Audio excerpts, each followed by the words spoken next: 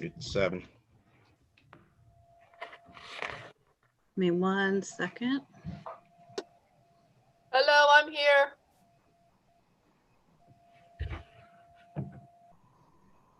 Oh, good. Real funny. Such a comedian.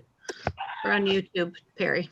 We're good. I'm on mute? Yeah. No. All right.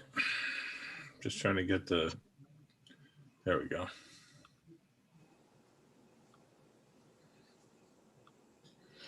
All right, let's call the meeting in order. We'll start with the Pledge of Allegiance.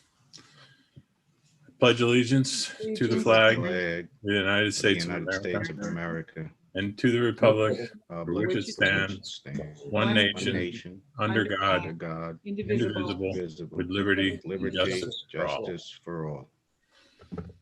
All right. So, do I have a motion for the consent agenda?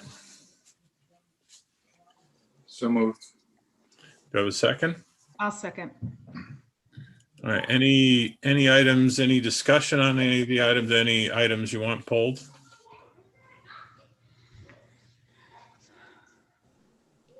All right. All in favor? Aye. Aye. Any Aye. against? Okay, all right. Move down to correspondence, which I see there isn't any. All right, let's start with technology update. You all have the presentation, but so is public underneath of in board docs.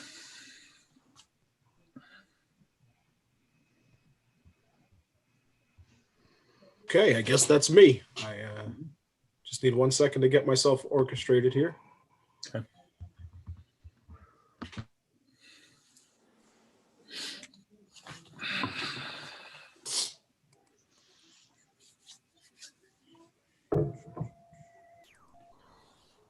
Can everybody see my screen?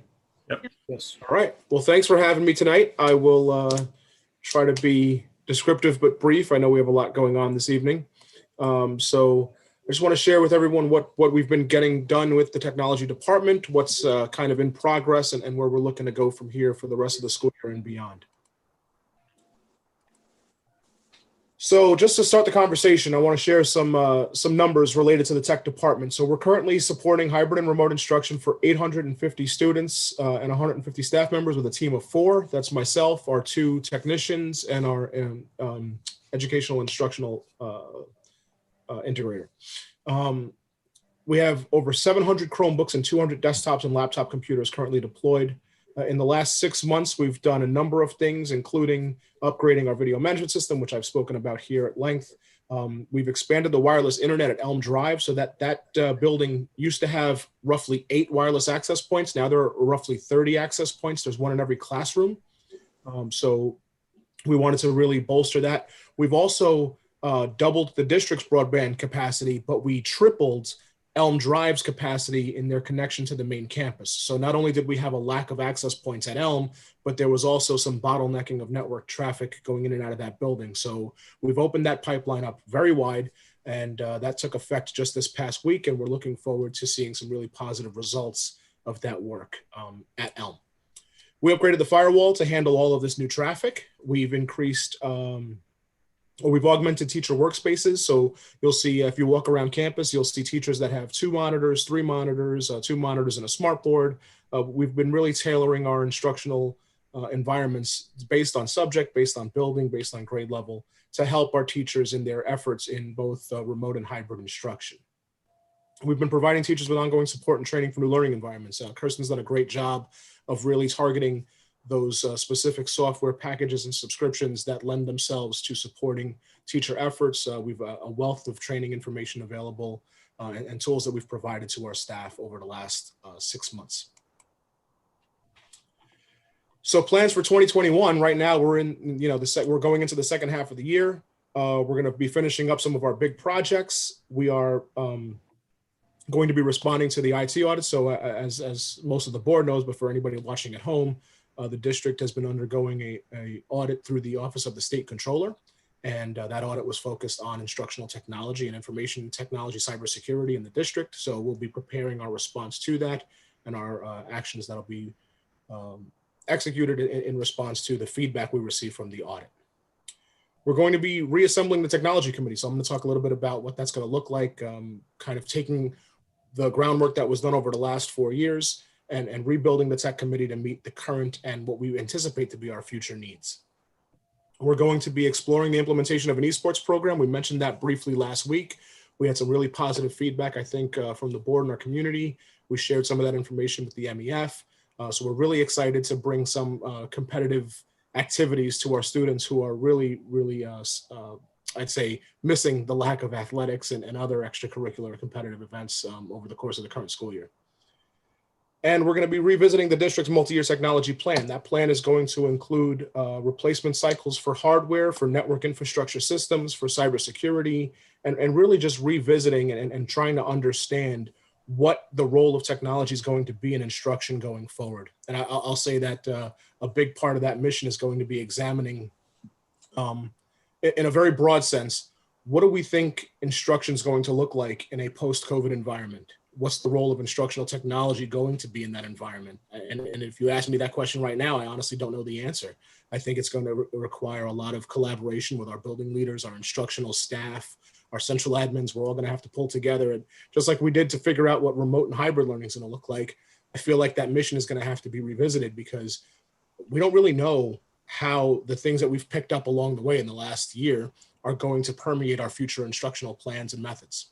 So that's going to be the broad mission of the technology committee as we're rebuilding our plans, is really to focus on what teachers and students are going to need for teaching and learning going forward, both as we hopefully wrap up this pandemic period of our lives, but move into that post-COVID environment. For the rest of this year and winter and spring, we're going to be building that 5-year plan. So a part of that is going to be budgeting, right? So we're going to have to figure out what our staff and students need from a hardware and software perspective. We're going to have to look at everything from how classrooms are configured, laid out, how the buildings flow. I mean, as our principals can speak to, you know, we looked at every bit of how foot traffic moves through a building. We're going to have to look at how instruction happens in a classroom in a very granular sense. And that's going to be a big part of our long-range planning.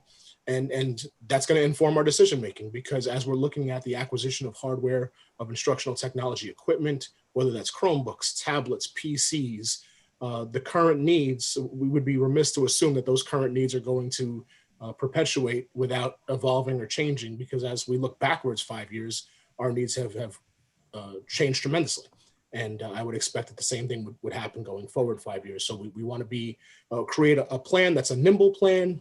Instead of having a static 3 or 4 year plan, we want to create a 5-year framework that would be kind of a rolling, evolving process where every year we revisit it. So I'd love to have an annual update to the technology plan rather than just create a 4-year static plan and say, we'll check it out in 2024 and hope that it's still viable. Doesn't really seem to make sense, especially with all the changes that we've had to deal with in the current and previous school year. And obviously there's a big focus on Ed Law 2D and maintaining cybersecurity, data privacy. And a lot of that work is happening behind the scenes. Some of that will be discussed in executive session with the board, both tonight and going forward. We take our cybersecurity very seriously. We're trying to keep students safe, both in physical presence, but also in an online environment. And so a lot of the principles that we apply to our building safety and security are also being applied to cybersecurity. And we're very excited to be going down that road as well. Leveraging technology for student engagement. So let's talk a little bit about esports. Understanding that one of the biggest things we talked about at the last board meeting was attendance and student engagement, right? For some of our kids, that sense of competition, that sense of team, that camaraderie, that's why they come to school. I mean, let's be honest. For some of our kids, they tough it out during the school day to be able to engage with their peers and to compete after school. And that's something that's lacking. And I'm sure that's going to be discussed in many different ways through different lenses as we move forward, both again tonight and in future meetings. Esports is one of those things that we looked at as a possible way to address those needs for our students, a place to give kids a way to compete, to engage, to partner up, to team up, to have something to get excited about beyond their baseline curriculum. So it's a tentative plan. We're looking at a rollout that would start now in the spring and go through next year. There's a lot of things that we need to do to plan and structure it, including, figuring out how exactly we're going to treat this, club versus team, who's going to drive it, whether it's going to be coaches or staff members and supervisors, which leagues we're going to play, what teams we're going to play. I mean, are we going to be a local Dutchess County squad? Or are we going to go up against teams around the country, around the state, around the East Coast? I mean, there's a lot of upside and a whole lot of opportunity here. And the big thing for me is really figuring out, because this costs money, how do we best apply those dollars? And so we're going to look at the acquisition of equipment and how that also plays into curriculum planning. So if I'm going to buy high-powered gaming PCs for the purposes of esports, we don't want to do that in a bubble. We want to buy PCs and equipment that are going to be able to handle a lot of different things and hopefully enhance instructional programming throughout the district, not just for a team sport that happens after school. Yeah, So yes, sir. Just one comment. I mean, I want to make it clear, if we move forward with esports, this is not just a pandemic thing. This is, a long-term. There are kids that don't get to play sports, don't want to, can't, whatever the reasoning being. And, a longer-term view of this is that gives us a way to engage those kids as well. Absolutely. And part of our, I'm sorry, go ahead. No, I was just saying, this is a very, very hot subject today. I mean, not just today, for the past, I don't know how many years. And I think it's about time. I agree. And one of the great statistics that Kirsten shared with us is 3 times as many people watched the gaming finals in 2018 as watched the World Series. It's a huge, huge industry. It's a multi-billion-dollar industry. It teaches kids so much about, not just all the things you learn being on a team, but the practical skills of engaging with the technology. So this would be as along with regular school sports in the normal world. Correct. Right. It's another avenue for kids to compete. So let's be honest. Some of our soccer players are gamers, but some of our competitive gamers are not necessarily athletes that would play soccer, football, or basketball in the more traditional sense, right? For some of these kids, this is going to be that thing that they find, that niche where they get to compete and engage in a way that they haven't gotten excited about school before. And to both of your points, though, this has to be a long-term project. It doesn't make sense for it not to be. It requires. It also has to follow the structure of physical sports. If you don't maintain your grades, if you don't go to school, if you're suspended for whatever, all those rules that apply to physical, in-person sports have to be applied here as well, in my opinion. No, absolutely. And our administration agreed across the board. I mean, Mr. Sipe, Mr. Cabello were involved. We're looking at a 7-12 grade range for this team. But it may just start with high school kids. We don't have a lot of seats, depending on how much funding we get in space. But that's exactly it. We want to encourage engagement and we want to encourage attendance. And we're using this as a tool to do that. So if you want a game, you want to play, you got to show up to school, you got to do your work, you got to get it done. These are all exciting things and all great points to this process. And it would be a multi-year plan, and it would marry right into our long-range technology plan, because my vision for this would be that these gaming PCs eventually phase in and replace an existing computer lab that we're going to use for STEM instruction, Project Lead the Way, any high-level graphic visual arts, music and video production. If we're going to use a machine that has a high-powered video card, high-powered processor, let's see what we can apply to how many different courses and program offerings we can have that would leverage the same equipment and give these kids a place to play. Yep. So goals and vision for the future of the department is we're going to continue to explore innovations in technology-driven solutions for teaching. I mean, this is everything from, we've done workshops with teachers on how to use your smartboard for remote and hybrid instruction. We've taught people how to use computers in ways that they weren't planning on before. When I got to the district last April, we had just sent home a bunch of Chromebooks to kids that never took them home before outside of the high school. And now it's become an integral part of their everyday academic lives. Our teachers needed training just as much as our kids did. We're going to look at differentiation of devices and instruction. So we're looking at fine tuning our replacement cycle approaches to our one-to-one initiative. We're going to look at what are the best devices for Elm Drive students? What are the best devices for MHS students? I anticipate that on a long enough timeline, there will be a need for device differentiation at the different grade levels, at least at the different building levels. And I really want to tailor our approach in a way that makes financial sense for the district, but also, and more importantly, makes the most academic sense for our students and teachers. We're going to keep tightening up our cybersecurity protocols. Every single time we touch the network, we have to fine tune our security initiatives. There's, you hear the term bad actors out there. There are people that want to do harm to public school districts for some reason. I don't know why, but it's our job to keep our kids safe. And like I said, we're securing their information and their data, but we also want to keep the kids themselves safe in this online environment. So our cybersecurity protocols are going to be shaped around all of those initiatives. And our big focus is going to be just leveraging all the different funding sources and budgeting models in a way that makes sense with our 5-year replacement cycle. So we kind of have an idea of the life cycle of our stuff. My goal is to not come to the board and ask for a chunk of money that was not planned for. I want to be able to, in the next, between this budget cycle and next budget cycle, I want to be able to present the board with a 5-year projection of what I think are going to be the spikes in cost and recommendations for how to keep that curve as level as possible so we don't have major budgetary impacts going forward year to year. Mm-hmm. And that's going to be required using all kinds of things like E-rate, smart bond, capital projects. A lot of people don't realize that a lot of the work that I do and I'm responsible for can be funded through capital avenues as well. So if it makes sense, and I'll just use a very simple concept. In a previous district, we looked at rebuilding and redesigning classroom spaces, maker spaces, science labs. And in doing that, we re-networked the building, because if you're going to open up the walls and the ceilings, you might as well look at the network infrastructure like you're looking at the heat, like you're looking at where the desks and workstations go. So it's taking that global lens and finding ways to weave our technology projects into other projects where we save costs to the district and really maximize the impact to kids. Any questions or comments? I'll give you one comment. Is I'm really proud of this.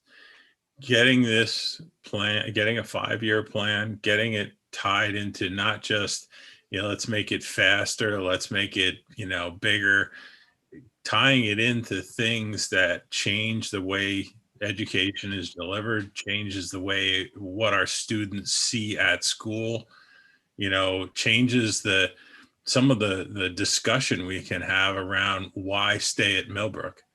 I really think, we get this plan tied into our capital plan, tied into our 5-year financial plan. And now we've got something where the board isn't just year after year going, oh, we want to spend how much? We need to be able to see that. Now, would we have seen COVID? No. But could we have understood where we're going? Yes. So nice job, Elliot. Thank you. Appreciate it. I would just add that in part of your projections that you include people resources, because and not that you're going to expand, but just so there's no surprises.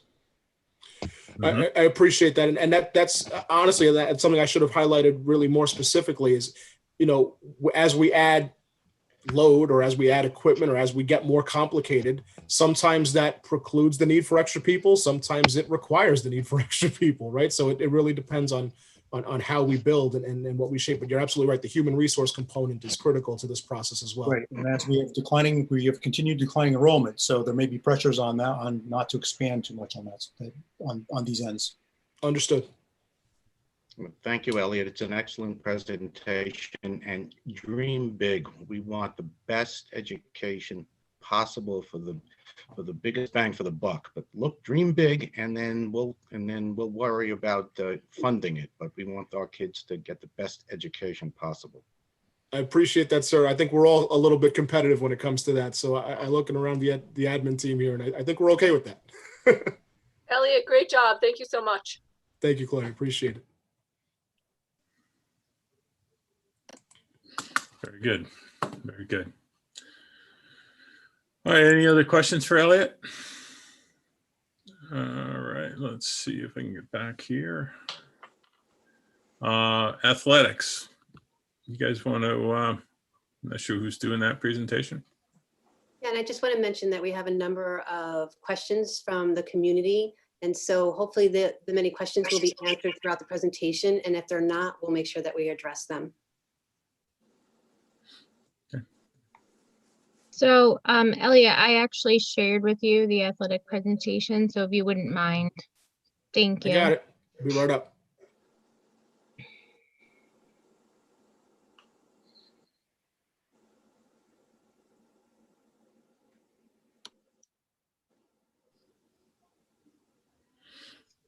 So this will be myself and Mr. Hamill, as well as an assist from Mr. Sipe if necessary. Originally, when we asked to have the opportunity to speak to the board, Elliot, if you can just cue the first slide, please.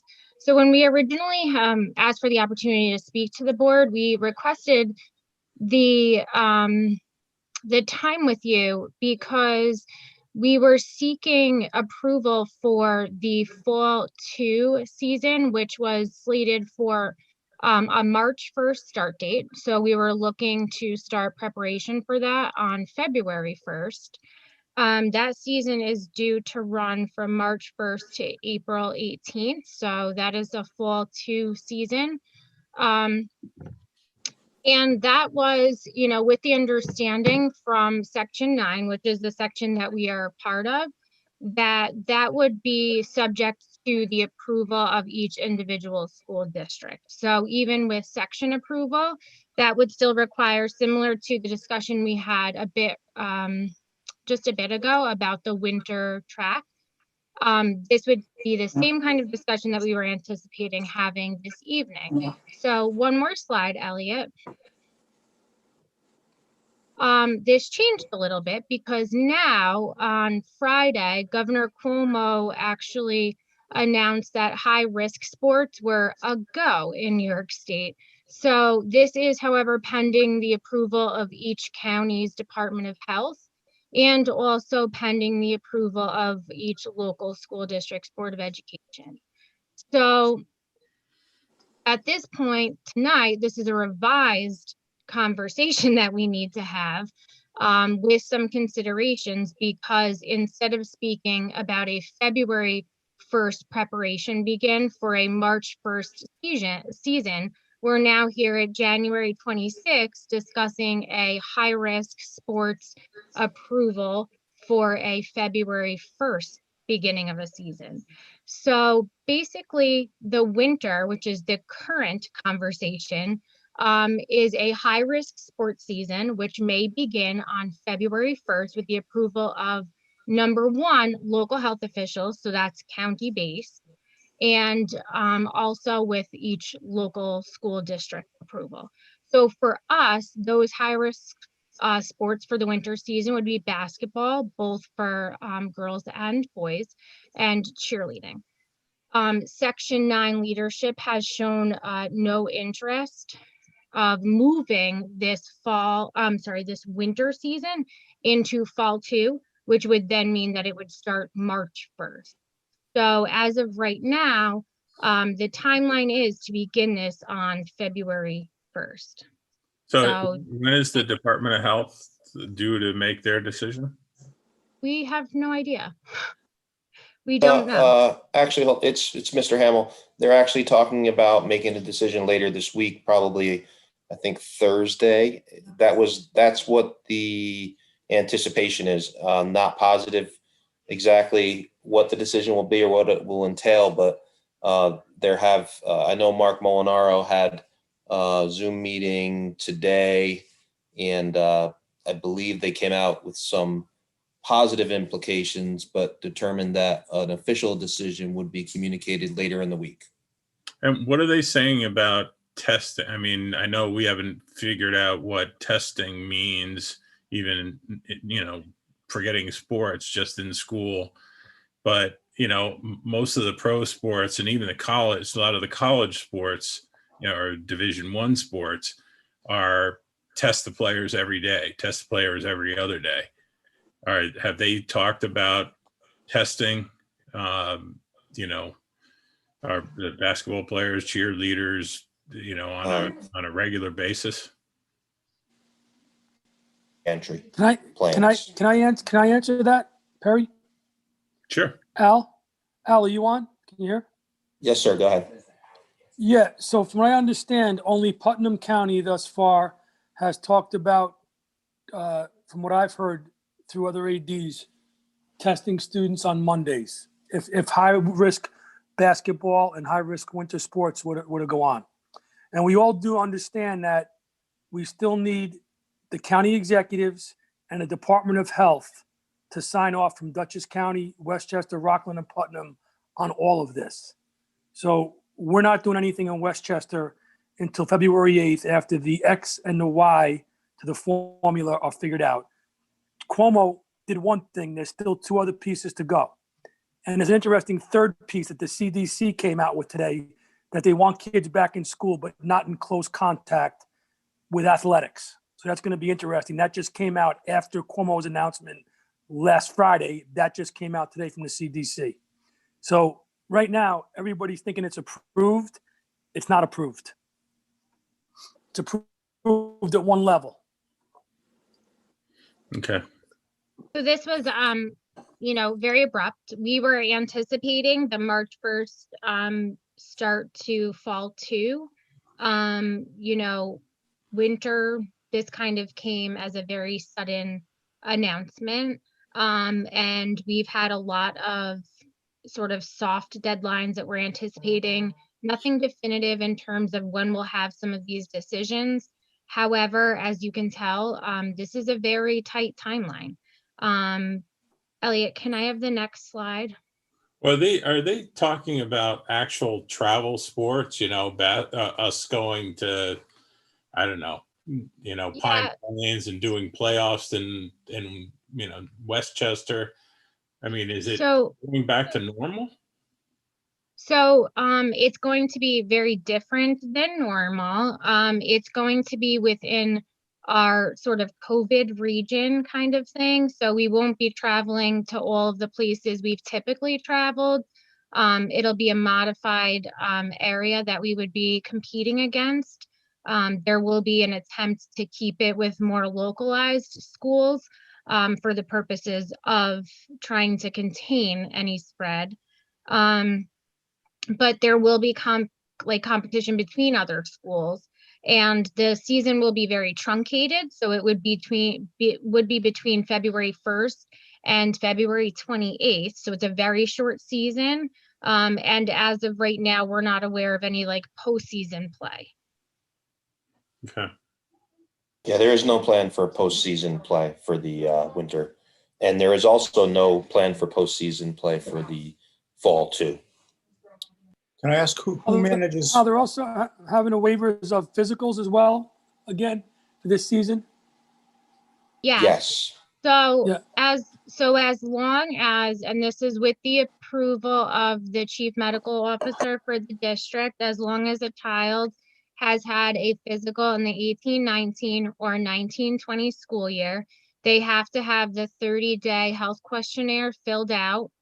And then they don't need a new physical to participate in sports this year. However, if they haven't had a physical in the 18-19 or 19-20 school year, they will have to get a physical.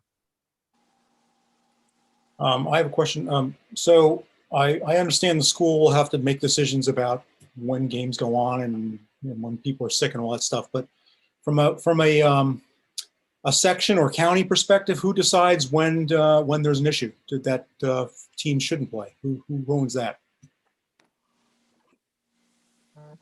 Is it the health department? I mean, it's contingent upon each school district. It's a voluntary activity for individuals. It's a voluntary activity for school districts. So I would imagine that each school district is going to determine whether or not they're going to participate at whatever level, at whatever time, depending upon whatever the circumstances might be pertaining to. I was asking more of a higher level, a health. If the health department is saying when to go, who says when to stop?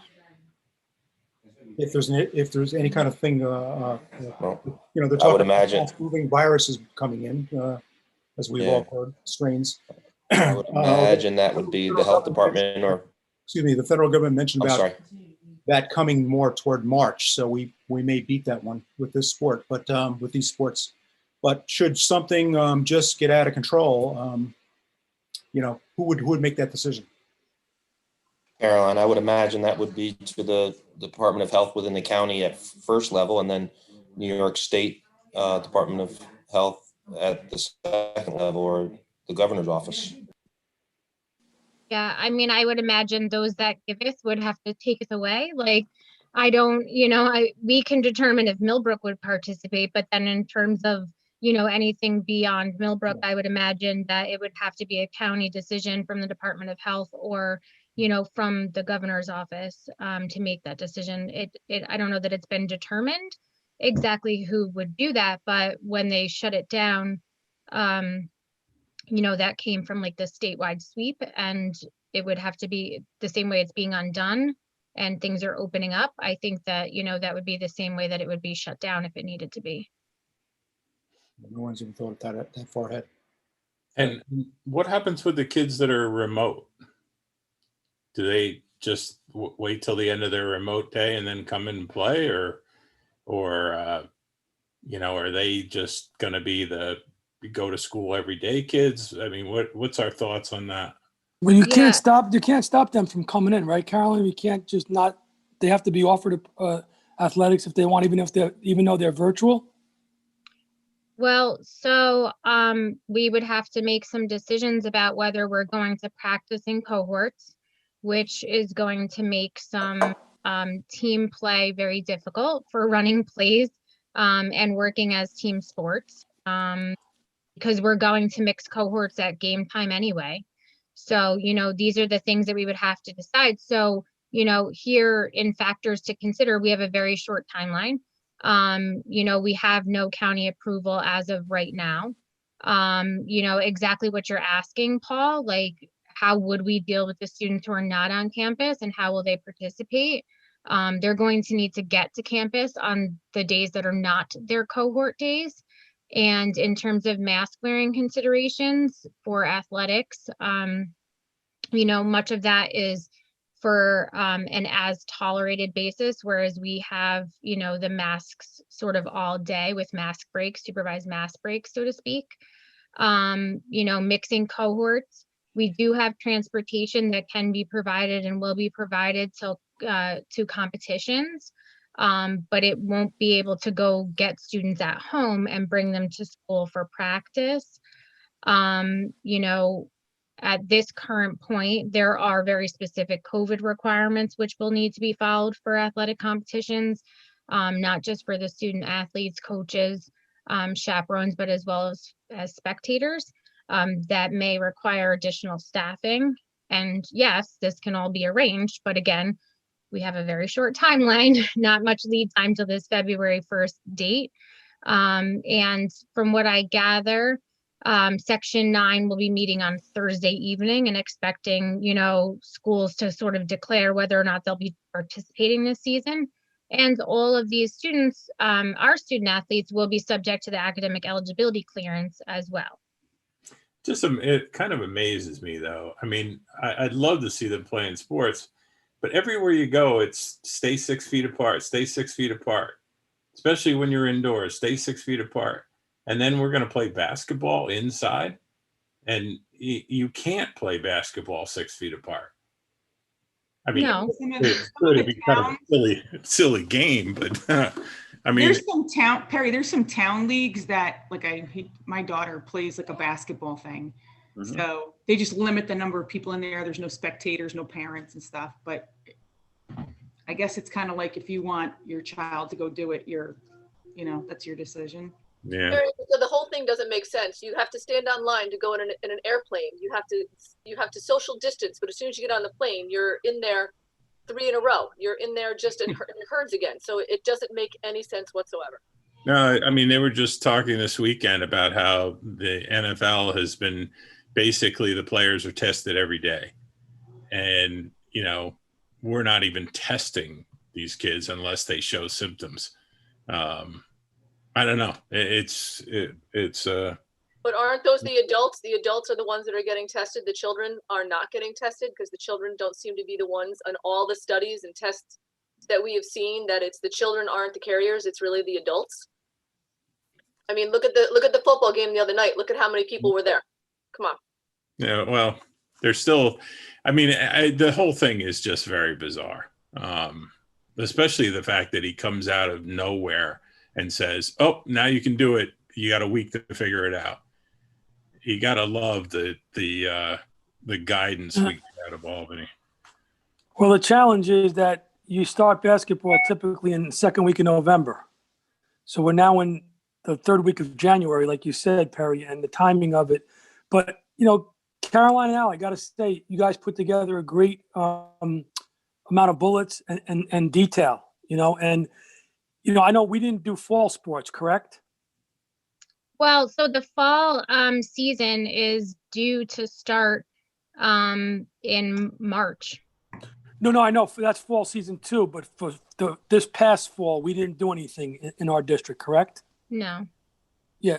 So we had a soccer season in Westchester, and we had to do exactly what you said, Caroline. We had to have the off cohort kids come in with the same, you know, A and B.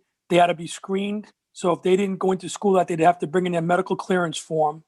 If they didn't have the medical clearance form, we had each coach had to have a thermometer and have the ability to take the student's temperature. But usually they bring in the form and they check off the form and are able to come in and then work out. So we had a whole soccer season. And then with the fans, the section 9 will make and let Al know how many. It was 2 to each athlete. And then wait till you come to the part where you have to decide who's being picked for the game. And then the fans were not allowed to go. If we played at Valhalla, our fans couldn't go to Valhalla. So it was only 2 spectators per child to come into the event. And basketball, I mean, each section could be different. Section 1 might not allow any spectators. So it's going to be interesting how it goes. Right. And we have some information about that, you know, specific to health screenings, and how that would work, and also spectators and contact tracing lists that we would get from the other schools. So we do have, you know, all that information from the section, how it would play out. You know, much of that information doesn't seem necessary to push out. It would have to be shared with a lot of the coaches and whatnot. But at this point, again, this is subject to approval at not just this level, but also at the county level as well. So we do have a lot of that in hand from the section. But at this point, it's, you know, it's a lot of extra information. We do have that. There are protocols for the student athletes and any spectators that would be permitted. But again, right now, it's just factors to consider as to whether or not we'll even have athletics in Millbrook. Elliot, can I have the next slide, please? Caroline, can I ask you a really quick question? Sure. The last slide that said, oh my gosh, can you go back to the last slide? I can't remember the wording. The academic eligibility. I just know at the last meeting, we talked about like missed classes and stuff. Does that factor into that, or is it just their grades, or is it also like attendance type thing? Sure. Elliot, if you can cue the next slide while I answer Jen, that'd be great. So academic eligibility has to do with academics. Students have to be, you know, academically eligible based on the policy. So that is academic performance. It has to do with their grades. However, if they are a student athlete who is on the team, then their attendance absolutely will come into play. Like they cannot participate on any day if they're not in attendance for the full day, meaning if they enter school after the start of second period, unless they had like a doctor's appointment and they come in with a doctor's note or, you know, dentist, something like that.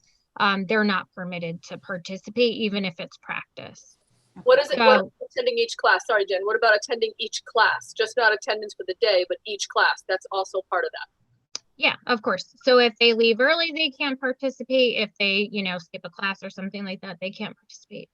Whether it's remotely or in person, that's not going to make a difference. They are expected to, you know, The reason is student athletes are students first, so their academics has to take priority. And that's the reason why, you know, they have to focus on being academically eligible and also in attendance for their academic day. Carolyn, you mentioned a couple of meetings ago, you talked about participation too in class, just not sitting there in class. Is just participation? Is that all part of just being in attendance, or is it participating as in speaking, as in writing, as in something if they're remotely? Is that also part of it? The academic engagement is probably going to factor into their grade. Okay. I would imagine it's going to factor into their grade, how engaged they are, how productive they are in their classes. So I would recommend that they are engaging, that they are doing the tasks assigned by the teachers if they would like to be academically eligible to be able to participate. But yeah, showing up is going to be the first step, and taking, you know, the opportunities that are presented to them while they're in class is going to certainly help them get the rest of the way. But the bottom line is academic eligibility isn't changing because we're in this COVID stuff. We're using the same eligibility requirement. We just have to fold in in making sure that we're keeping track of them online if they're remote, right? I mean, That's we would have correct. established a new academic eligibility policy. None that I'm aware of, no. Good. Okay. So just some considerations, and these would be considerations now to include winter, fall two, and or spring athletic seasons. Are we willing to mix cohorts and participate in athletics? Transportations, we would have to be transporting students to competitions with the maximum of 22 on a bus, which would be the potential for 2 buses. Or would we have a practice squad and only be sending out a certain number of student athletes to participate in competitions? So that's some decisions that we would have to be making. You know, and again, that's more discussion to follow. Face coverings, Millbrook requires masks at all times with supervised mask breaks. And the New York State Public High School Athletic Association allows for masks as tolerated during athletic competitions and practices. So is that a liability concern for students participating in athletic competitions for masks on? And the flip side of that is, are there concerns with masks being removed at any point during competitions or practices? So those are sort of 2 sides of that coin. Facility considerations, currently Millbrook locker rooms or changing facilities are closed for COVID procedures. We're not currently allowing our students to dress for physical education classes, and students are currently not sharing equipment during physical education classes to avoid surface spread. Obviously, with some of these close contact sports, that's going to change. And then there have been guidelines that have been established for low, moderate, and high risk sports. They've been established in writing, and that would be how we would operate should we decide to move forward. And some of those things would be considerations that would require some additional staffing at events to ensure things like social distancing, to be able to screen spectators upon entering, and also, you know, to be able to make sure that there's, you know, additional support for coaches and whatnot on the bench to make sure that there's social distancing around the athletes, et cetera, et cetera. So currently, again, just to review, we have a winter season that could start February 1st. That would, for us, be basketball, both for girls and boys, and also cheerleading. And again, the Section 9 leadership is not moving that into the fall 2 or spring seasons, which would push it back. So it is a February 1st potential start date. And then a fall 2 season, which begins March 1st. And that is boys and girls soccer and cross country. And then the fall 2 HighRisk Sports may begin March 1st as well. So that was another announcement. So that was the approval of football and volleyball. And then the modified sports scheduling will likely be very limited if there is any at all for any fall 2 sports. So are we gonna, have we opened up the fields? I mean, if we're about to turn on sports, have we opened, because the athletic fields have been closed to our, our taxpayers for, well, since this whole thing began, really. Have we opened those back up now? Seems like we're not worried about, getting this stuff. If we, I'm just curious as to, Barry, can we can tell? you clarify? Are you talking about fall 2 or spring, or what? I'm talking about the athletic fields themselves. They've been closed. For which sports though? No, for all. You can't go walk on the track, as an example. I understand, but there's no. You can't even go up there. And I'm curious if we're okay with the kids being up there and touching, the fence and the whatever, why, I'm not sure why it was shut down to be in the first place, but have we opened them back up is my question. So from what I recall, the reason that we had to shut them was because we were required to have staffing to ensure social distancing anytime that they were being used. And Laura or Brian, if you want to jump in there, I believe that there were some guidelines that came down that outdoor athletic facilities, if they were used by anyone, we had to have staffing up there to ensure social distancing and other,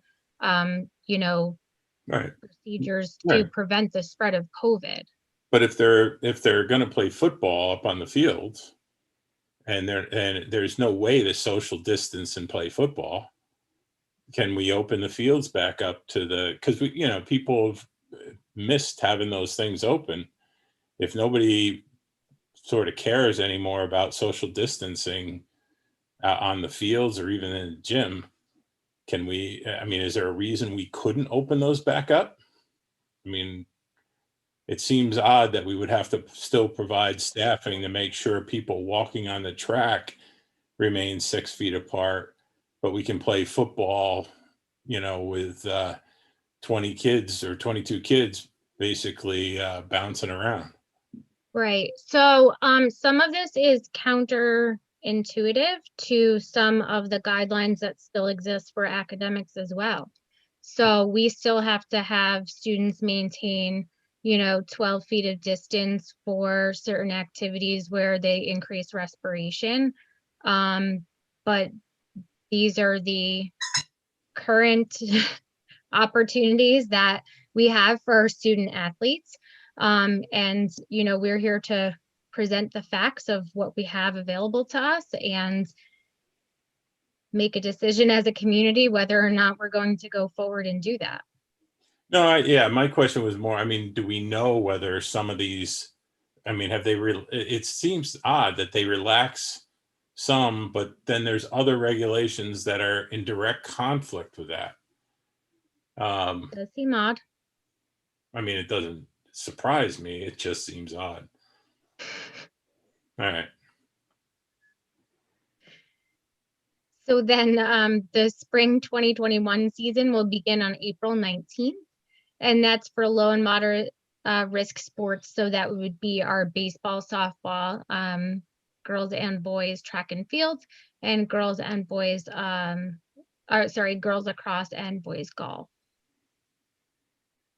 And then and then the high risk sports that may begin on April 19th with the approval of local health officials.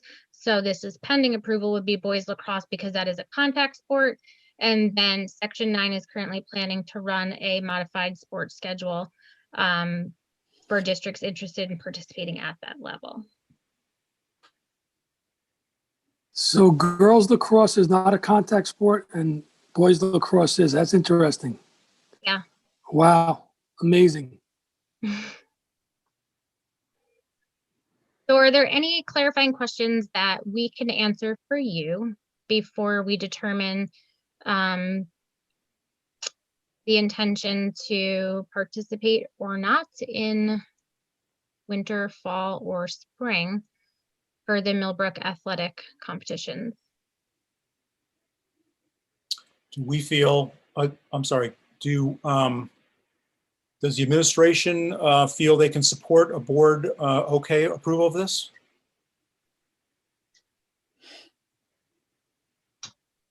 Yes, From an operational perspective? yes. So we don't need any additional staff, funding, any of that stuff. Right. Caroline or Al, do you want to speak about the work that has to be done to get ready for a season? So we are going to, with the conceptual approval to move forward, we would have to begin the registration process on Family ID. So what that would entail is creating sort of the accounts for each of the sports on Family ID, and then allowing the open access for student athletes to register and fill out their 30-day health questionnaire. With that, our school nurse at the high school will have to go in and review the health questionnaires and approve those students for participation. Then we will have to approve the academic eligibility of the student athletes, and the coaches will have to make sure that the students have those physical approvals, the health questionnaires from the nurse, that they're academically eligible.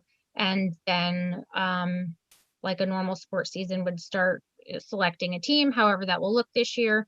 And Mr. Hamill will have a sort of unique beginning to this school year or to this athletic season, because though there's always some coaching information that happens in coaches meetings, obviously there's some additional considerations with COVID protocols. So it's going to be a sprint to get this started. It's a very aggressive timeline to believe that this is all going to happen by February 1st. Of course, if it is something that the board wishes to happen, we're going to do our very best to make that happen for our students. But they didn't really give us much notice. And we would also need to have coaches approved by the board, because we didn't do that. We didn't think the season was happening. We did post for those positions, and we do have candidates that have been interviewed and selected. So at least we had that much done, but we hadn't had reason to believe that this basketball season was happening, at least not so soon. And here we are. What would you ask of us? And I mean, this is I think this is the last meeting in January. The next one is February, I don't know, 6th maybe or something. 9th. Yeah. So do we have to have a special meeting to approve coaches, to approve the plan? I mean, what happens if we don't have a middle school nurse by February 1st? I mean, the high school nurse must be running amok trying to keep up with both buildings. And now if we're going to dump on that person all of the athletic health care stuff, I mean, I guess we can conceptually approve it, but I think there's some not even conceptual, some actual things that need to be approved before it can move forward, right? That's correct. Why would we approve something that's not been approved at the county level or by the Dutchess County Department of Health? Why would I, as a board member or educator or parent, approve something when there's 2 more levels? It's like trying to solve a math problem without X and Y and you have Z. Well, why would we do that? What? Let me finish. Sure. Secondly, you're not going to do anything by February 1st. So we should have a board meeting on whatever date we're supposed to have it. If you said it, what's the date, Perry, next board meeting? 9th. Yeah, 9th. The 9th. So we approve or have a meeting prior to then just for the approval of the coaches. That's got to be posted, and you got to have your coaches to start with. they have to be able to have time to have their meetings. So I don't think we should do anything till February 8th or 9th or approve, and then they can start on the 10th. But aren't we just approving that we are going to step forward and go to the sports? Like, that's what I think we're saying. Like, yes, we agree to the But sports. we, remember, we just went through this whole thing about pre-approving stipends, and a coach comes with a stipend and we have to physically approve them. It's not just a conceptual approval. If the county says okay, and if the section 9 says okay, then we're okay. We actually have to have a motion on these 5 people are the coaches, here's their stipends, before they can move forward. Well, Perry, we would know that before, we would know if the Department of Health approved it before we actually approved the coaches, though. So I think what we'd basically be saying is it's okay to start moving forward, but we should have an answer by Thursday. So I agree what Paul's saying to a certain extent, but I think we can conceptually make a decision that we will move forward with the approval of the Department of Health if that's what we want to do. Right. But Chris, they can't start working as coaches Understood. until we've actually, and I would assume the coaches are going to have to go through some kind of COVID protocol training or something, because they're not used to, yelling at people for, taking their mask off when it's not whatever that wording was. They're going As tolerated. There you go. Yeah, I mean, I'm just saying if we wait until February 9th and the season is over February 28th or whatever Caroline had said, that's a moot point. I mean, there's no reason at that point. That's the tough predicament we're in. Yeah, I mean, the only other option is to have yet another board meeting to approve coach. That's what we need to do. Right. I think you should Well, schedule what do for Monday. you need a quorum for that? Just Perry, 4 people to vote that through? Well, I mean, it's got to be put out to the board, and if only 4 people show up, that's still a quorum, but it's got to be a public meeting. Well, Perry, if the county's going to meet the end of the week and the sectionals and everybody else, we could let them meet and schedule a special meeting for either Monday or Tuesday night, and then look at it and approve everything in one big, sweep and swoop actually. And then everybody can start just after the 1st, since the 1st is coming up. When is it? Monday, I believe is the 1st, right? Yes. Okay. So we could, if we approved everything on the 1st, everything would be lined up and ready to go rather than wait till this regular meeting and lose days. Can I ask administration, is that a fair assumption? I think the only thing that would be beneficial is if we could at least begin to take registrations on Family ID first, only because that's going to take the most time. Those, with the understanding, and we can be very explicit, that in no way does, accepting the registrations for sports, guarantee that the sport seasons will happen, that they're pending approval, but that, if we wait for that registration process, for the health clearance forms to come back, and for the nurses to approve them, that takes time. And I think that if we wait until the 1st, it's just going to create more lag time. Well, the only thing I'm not, I mean, I would entertain this, but I'm not happy approving something for which there's not details. The health department may not be a yes or no. It may have restrictions. It may have conditions, which could pose issues. I just think we need to be deciding on something that's really concrete in front of us.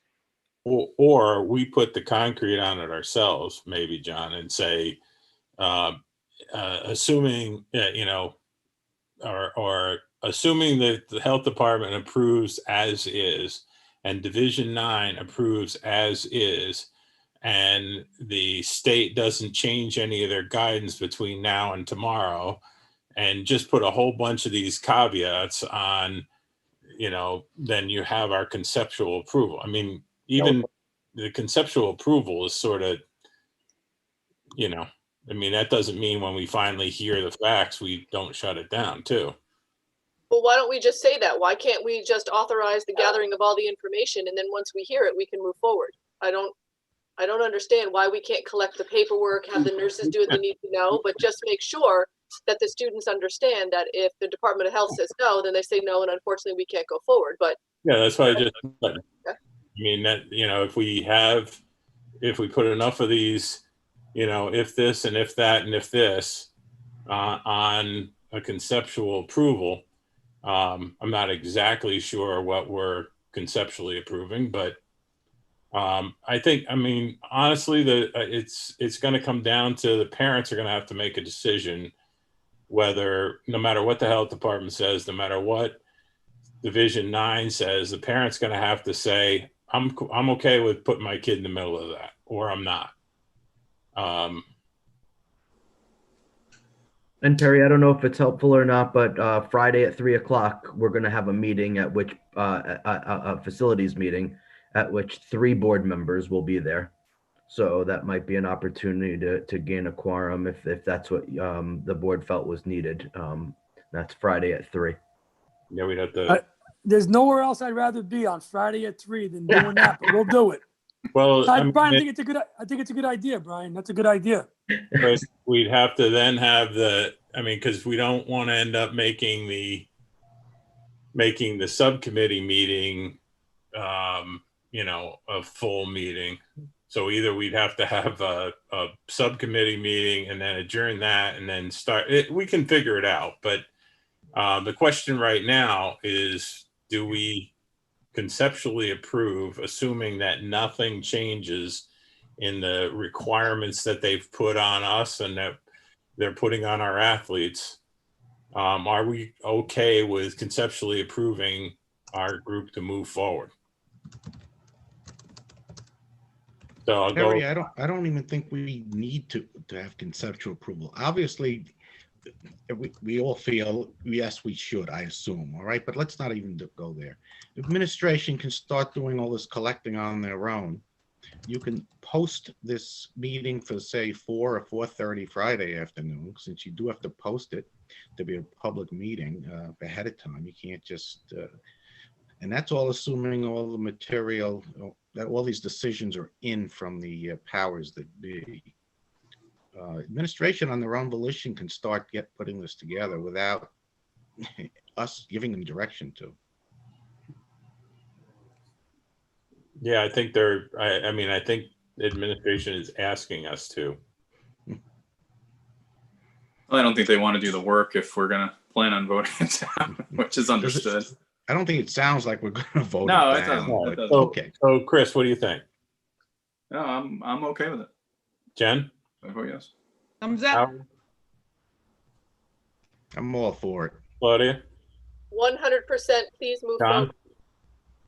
I just want to say, this is not just individual decisions, because when people get sick, they can influence others to be sick. As we know, there's a virus. But weighing everything, I think I'm supportive of it, with the condition that the health department just says a yes, nothing else, no gray, no restrictions, no nothing, because we would have to hear about that. Okay, then I'm good with it. So you've got. I just have one question.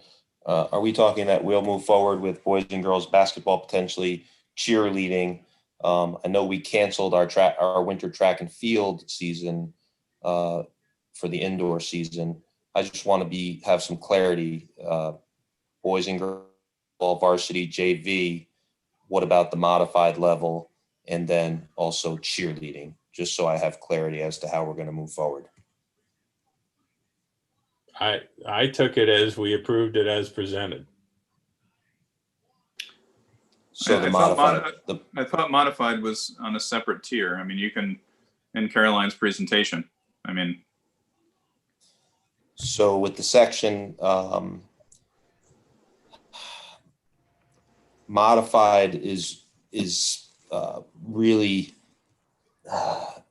not everybody is participating at the modified level. There's still, the section is still gathering that information in terms of what districts will actually want to participate at the modified level in terms of competitions. And so I just want to make sure that, because really we were talking about whether or not we were going to have modified in the fall 2 season starting in March. So I just want to be clear. What I'm hearing is that we would be looking to move forward additionally with modified boys and girls basketball as well for this winter season. Can I comment, Mr. Hamill? Typically, yes. Typically as AD, you put together what sports are going to happen, and I would, I think I and likely the board would say, it's whatever you think is best. If you can't make something happen or you think it's impractical, I'm okay with it. Okay. Yeah. And yeah, I would agree. I would agree with that too, Al. If you can't do it facilities wise, or meet the needs of the program, the whole philosophy of modified sports is to have the younger kids start off early and get engaged. But I mean, we're going to be very lucky and fortunate to do it. Nobody asked me, but I'm for it, but there's a lot of caveats here and it's okay, but there's a lot of daily things that go into all this. And, everybody's rah now until a group of kids get sick because we're rushing and haste could make waste and not following protocol or procedure. So I really think that the governor has put all of us in a bad spot. We're putting our administrators in a bad spot right now. They're going to say yes because we all love kids and we all love sports. But I'm going to tell you, my inside is not a good feeling about this, but I will go with it. Well, I also think we need to put something together for the parents, so that we're not just saying, hey, Governor Cuomo says it's safe to play sports. Oh, well, hell, that takes care of everything. I don't even need to worry about Fauci if Governor Cuomo says it. But, the only, we need to put something together that parents can read and understand and ask questions on before they make a decision whether or not their kid's going to play. Yeah. We need to tell them that they're not going to be socially distanced, that they're more than likely, as tolerated means, don't bother putting it on. We want to make sure the parents understand before they put their kids out there, because we are I don't care what anybody says, we're increasing the risk of them getting sick or getting somebody else sick. So, and just going back to modified sports for a second too, John, you have a really good point. But the thing is that, the only thing I would say, Al, is that parents know early enough. So if there's a recreation or a town program going on, that they have the option to maybe register the kids in that program. You know what I mean? If we can't do modified.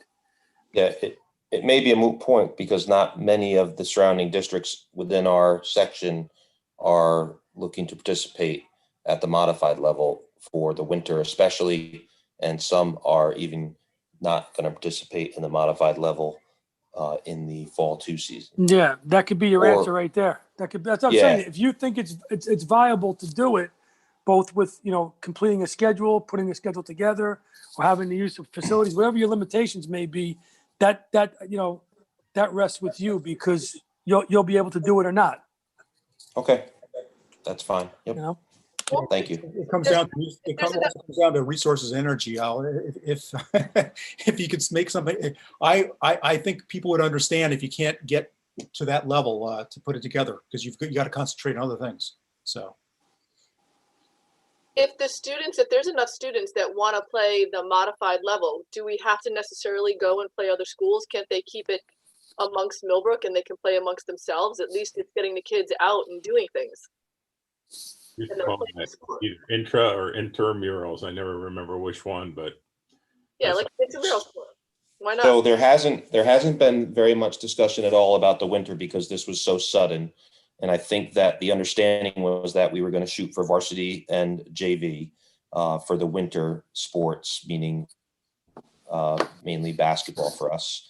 The fall 2 sports, the consensus was that it would be something that took place on campus during the week.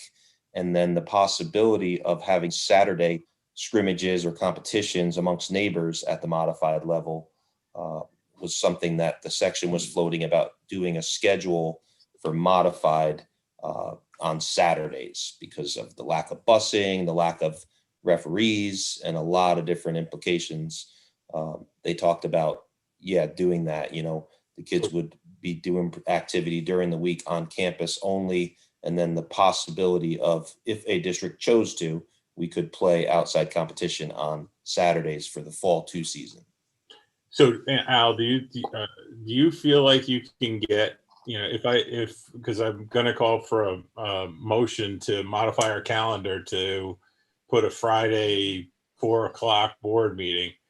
Are you going to be ready with, a finalized, here on February 1st, we're going to support this and this. We're not doing modified, or we are doing modified. The next sports will be this, this, and this.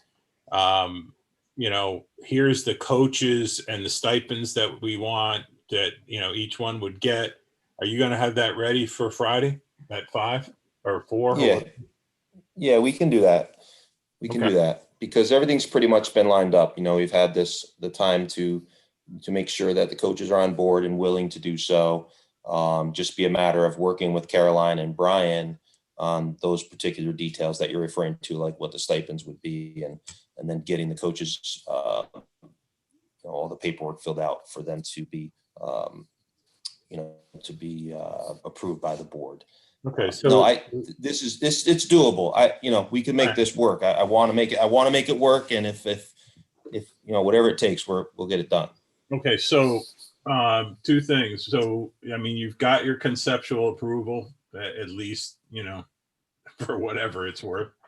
Do I have a motion from the board to modify our calendar to put a public meeting on for Friday at 4 o'clock?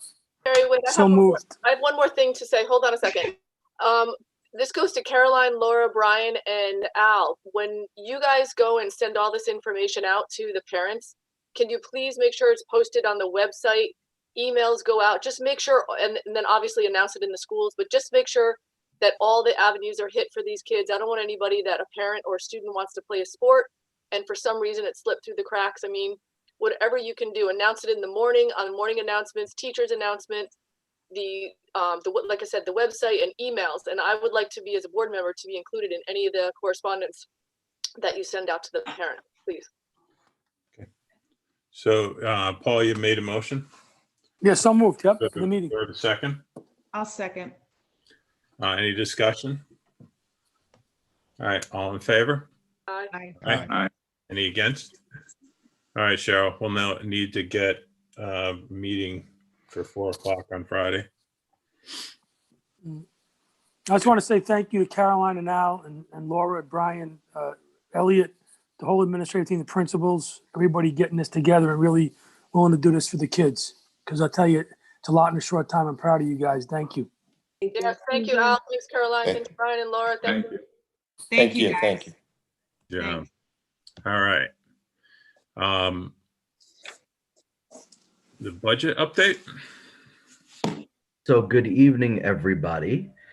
We decided and we committed to sharing budget with you a little bit earlier than normal, with the benefit of being able to see some of our departmental budgets and not just getting a one snapshot, and have with the ability to ask questions of each of the program leaders and department heads. And tonight there was work done by Al, Caroline, and Rick to be able to come together and share the budget for athletic department. But ahead of that, I just wanted to share some information with you and just share some introductory budget information as we continue with budget development. So I'm going to share my screen. Give me one moment.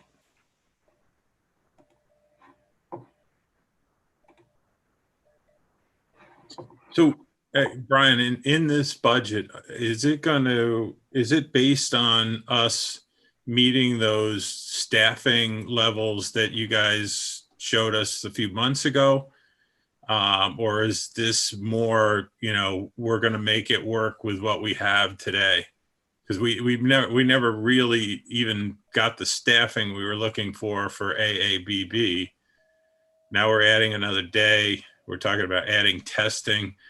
Are we just going to make this work, and this is what this budget's based on? Yeah, so for today, and this is just an overview information about where we are looking forward with revenues and expenditures. So this is an overview. There's no specifics in here, but Perry, you're right to highlight that staffing question, because that's a huge question for us. Because I'm going to say that, and you'll see why in a moment, if we end up making a decision that we have to continue to hire those we've hired for a pandemic, we will likely be in a situation that we're going to have to pierce the cap. So that's a philosophical question as well as a needs question. So we're not there yet, but you're right to ask the question. But we have many new staff members that were not in our original budget from this year. And if we do roll those staff members into next year, we will be in a situation that we will need a 60% plurality. I would assume, unless we cut elsewhere. You know? Well, I mean, I'm also thinking about, there was a number of people that we said were critical to going back on November 2nd that we never filled those positions. And now we're moving to the 3 on, 2 off, whatever it is, an extra day. And now with possibly being forced into all this testing stuff, I'm even worried about whether the current staff is good enough, because, our original thought was, or the original proposal was, this wouldn't be good enough. So anyway, I didn't mean to sidetrack. It's an important question. I'm glad you raised it, because we're going to be talking about it several times throughout this budget process. Okay, so you know and understand likely that there are two aspects of a budget. One is a revenue budget, and one is an expenditure budget. And when you create a budget, those budgets need to match, because you need to be able to bring in the money that you're going to spend. So we have some revenue concerns, and our first concern starts with the executive state budget. So there is an overall $607 million reduction in state funding. What Governor Cuomo has done, not too different from what he did with the CARES Act money, he is replenishing the state reduction with the federal funding that's coming. So while that may be fine on a one-year basis, those of you who have been around budgeting, even within our own Millbrook budget, we try to make sure that our one-time expenditures don't run afoul of not having revenues over increased time, right? So what we would anticipate that we're going to have a problem for the next budgeting year, 2023, with regard to state aid, if the governor is going to just use federal funding and not budget, because then he's going to have to find the money next year. So that's just something to keep in the back of our minds. Foundation aid was frozen for a second year in a row. So we are currently at, our foundation aid is the same as it was in 1819. And obviously our costs continue to go up, but our foundation aid is not increasing. The other part of this executive budget is that there are 10 different expense-driven aids, like BOCES aids and other kind of, let's see, software aid would be another example. Textbook aid would be another example. He's looking, once again, Governor Cuomo is, into consolidating all of these aids. And that's a problem for us, because it's really his first step in cutting aids. If you can't keep track of the individual aid that you're getting because you're going to lump it together, it's difficult to project, and it's really potentially his first step in cutting aid. This year, there was a little bit of a reversal. It seems as though we will be getting our transportation aid for food deliveries, and that's very exciting. However, there was no commitment of continued support for transportation aid for deliveries for next year. So when I say deliveries for next year, I'm really talking about this year's deliveries, but the aid for which we will receive next year. So that will be an aid shortfall if they refuse to aid this year's deliveries for next year. They're also suggesting that there's going to be a prior year adjustment queue that would be eliminated. And what that means is, so we're in line, particularly our aid for Cardinal Hayes and Summer, we're in line to be receiving money from the state. That's one of our receivables that are on the books. So if the legislature allows the governor to get away with this, it would mean that any money that the state currently owes us would be forfeited. And for us, that's about $982,000. So that's a lot of money, and that's a very large write-off that we would have to find. So I would certainly hope that the legislature would keep the governor's feet to the fire and say, no, we're not going to be allowed to do that to districts. You owe them, they're counting on it, and you're going to have to make sure that we get it. So that's the revenue budget. Some additional concerns, obviously, is tax levy limit. So CPI is 1.23 this year. That's the lowest it's been since 1617. Everybody wants to think about our tax levy limit in terms of being 2%. Obviously, if we're putting 1.23% for CPI into our tax levy limit formula, we're not going to broach that 2%.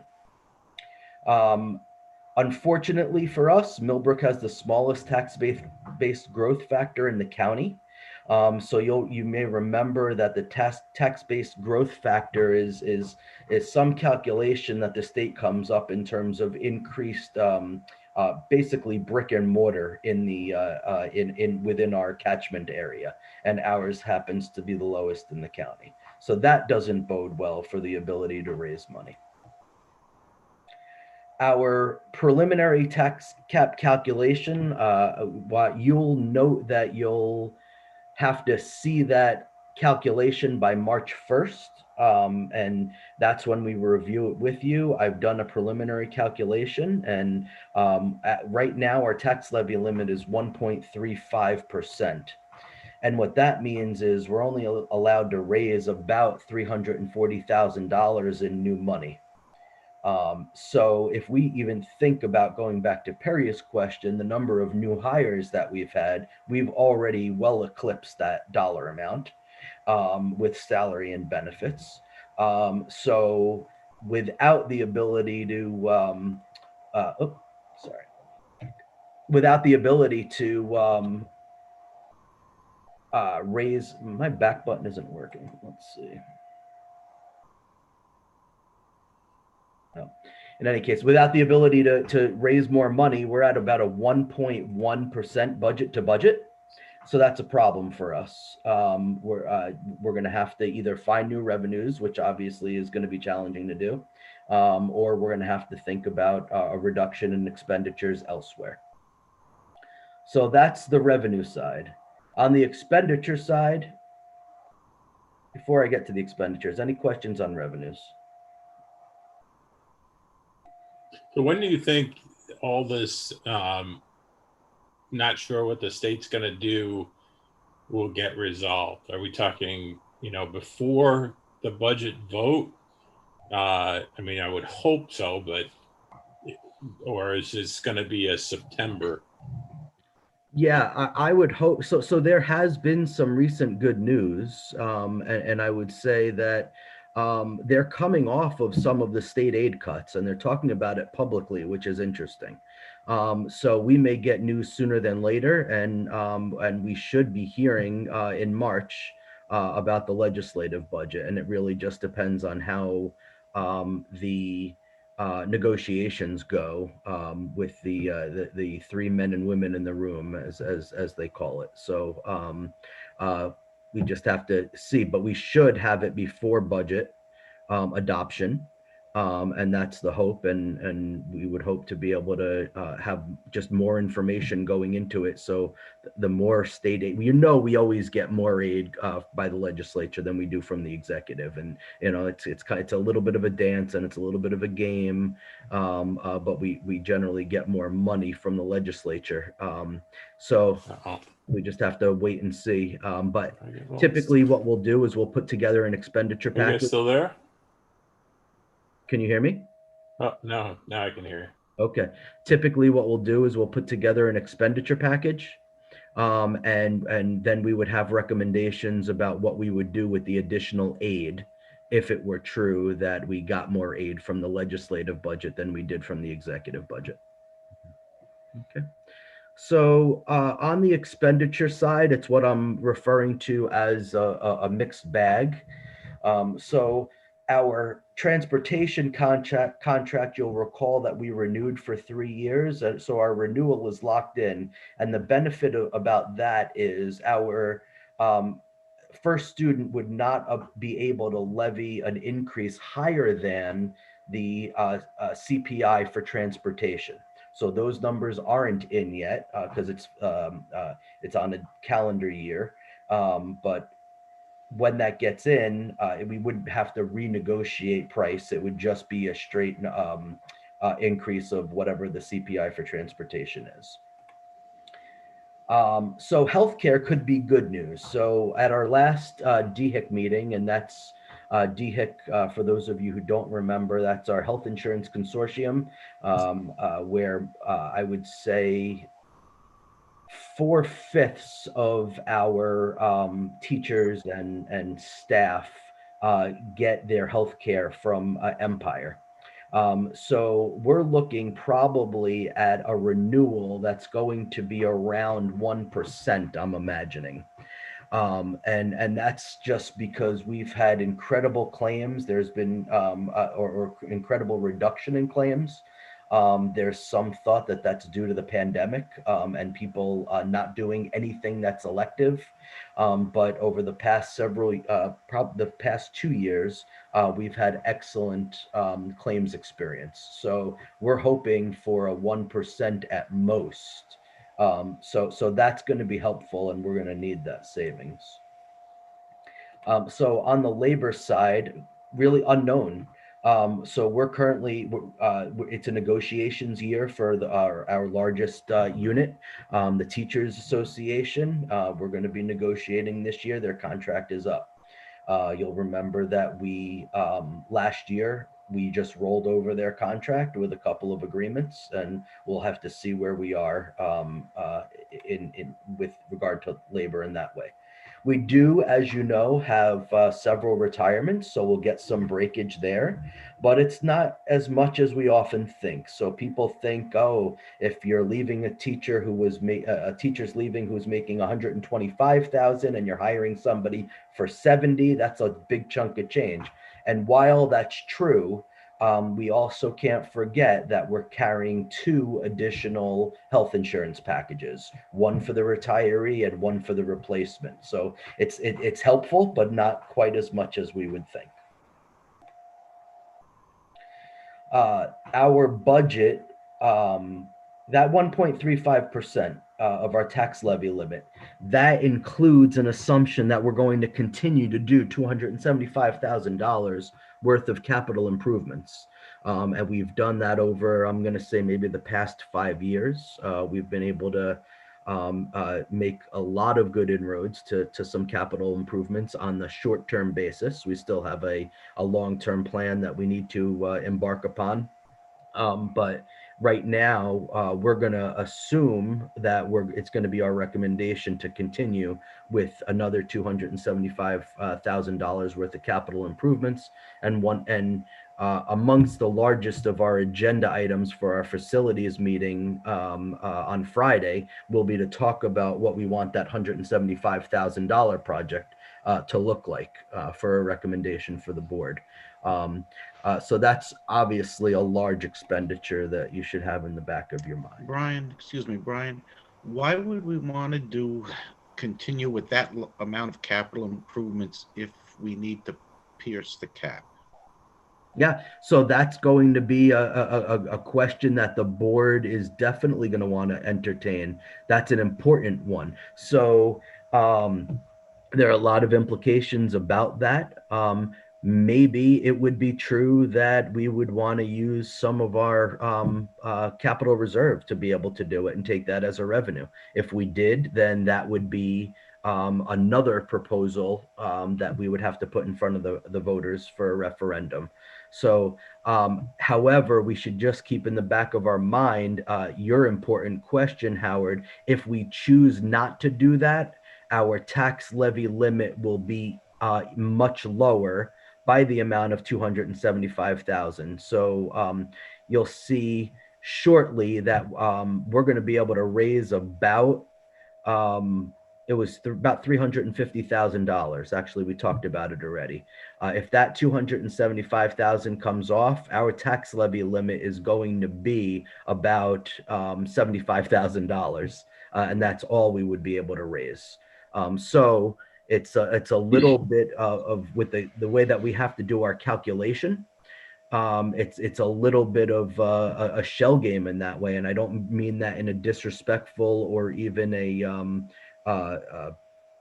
just a non-thoughtful or non-diligent way, but we're going to have to find the money elsewhere in either way. But you raise an important point. Hey, Brian, is the thought that the Elm Drive access is going to be part of this capital projects? I mean, I didn't. Do we have any choice? But given it doesn't meet ADA, do we have any choice but to do that project? Oh, sure. So we get grandfathered in. Our issue is anytime we do an improvement, we have to just make sure that we're up to code. We would never be able to do some version of an improvement and do it halfway where we don't meet code.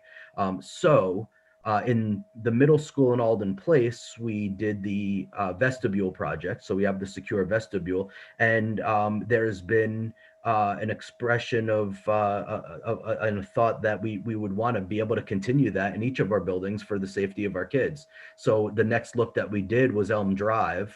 And one of our board members was able to be at the last walkthrough, and because of the timing of the scheduling of the meeting, others weren't. So we're going to reconvene on Friday, talk about the plan that Mike Sotero signed off on from a programmatic standpoint that would work well in his building. Mike Ragusa said this looks like a good plan from a facilities standpoint, and Chris was able to be at that meeting and actually had a really and I'm not chuckling because I don't think he would have an important contribution, but it was something that was out of his realm. He made a statement about something, and we implemented a couple of things into the plan. So everybody, all hands on deck. It was a great meeting, and to be able to make that secure vestibule would be important at Elm Drive, and then we would look at the high school as well. Yep. Okay, so obviously we've had long discussions about IB at this board table, and we know that there are going to be some reductions in IB costs. There wouldn't necessarily be quite as many as we would think, because if we're going to be stopping some IB courses, that may translate into needing to increase courses otherwise, because Rick will still have students that have to be in courses. So it certainly won't be a one-for-one. But they're like exam costs as an example, and IB fees are going to disappear. So that's going to be helpful within this budget as well. We have a commitment to utilize BOCES as much as possible, and we do. And the reason for that, many of you will note, and our BOCES aid number keeps going up. We're even closer to 50% now. So on fully aidable COSERs, to which we belong, we get 50% back in the ensuing year. So now when you see a BOCES aid of maybe $450,000 as a revenue, the reason for that is that we're making purposeful decisions about when we're going to use BOCES in order to be able to drive revenue to the district and the taxpayers in the ensuing year.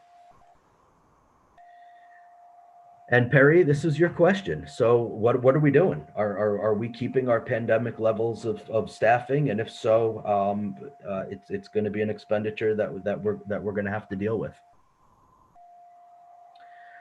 Right now, we're looking at refinancing our callable bonds, and I'm in the middle of working with our financial advisor right now, and it looks like we will be able to save about $16,000 per year over the next 6 years on one of our bonds. The other one, we probably won't seek to call in because there'll be a stiff enough penalty because it's not callable just yet. So this will actually be in effect for next year. And as long as, I can't imagine I wouldn't, but as long as I get the go ahead from you, this is something that we can pursue, and you'll see resolutions about in the next couple of board meetings. You know, interest rates out there are very, very competitive now. So whatever we're able to refinance, we are. Any questions on, let me bring you over. Any questions on expenditures? Okay, I know we're touching on a lot of things, and it's purposeful. It's just to be able to give you a broad overview of everything that we're looking at. So additional propositions for our consideration in May. So do we want to extend our capital reserve? We have close to $6 million right now in our capital reserve. And when we do get online and when we do get our 5-year plan for facilities, we're going to be able to start off with being able to do $6 million of work at no cost to the taxpayers. So that's tremendous work. That's a great savings. In the event that our fund balance is able to support it, we may want to consider asking the voters to increase that again. We did it a couple of years ago, and we may be wise to do that.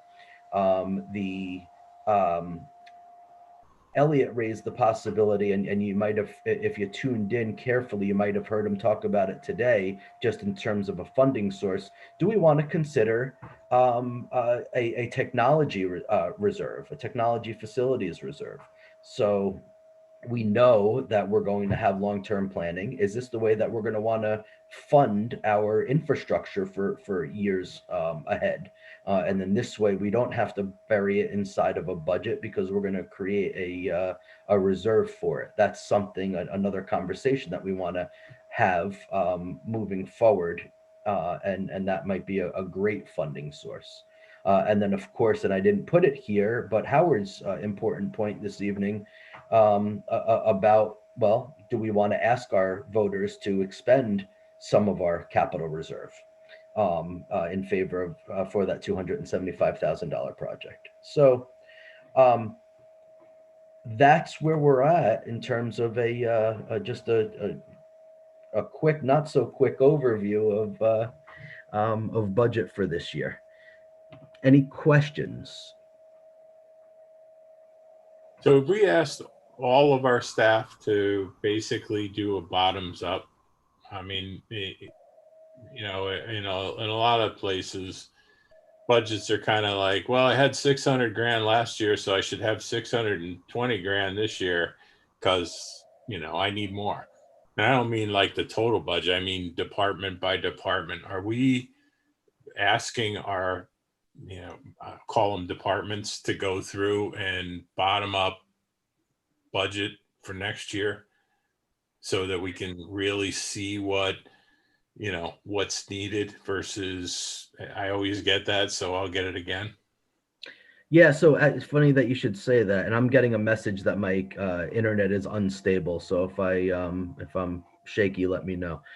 So thus far, the people with whom I've met, we've really we've talked about where are we at, what do we need, what don't we need, and where can we cut it, and where can we repurpose funds, and where can we put things elsewhere.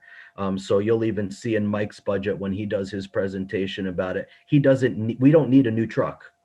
So the outdoor equipment is going to decrease a little bit, and there's a detriment to that.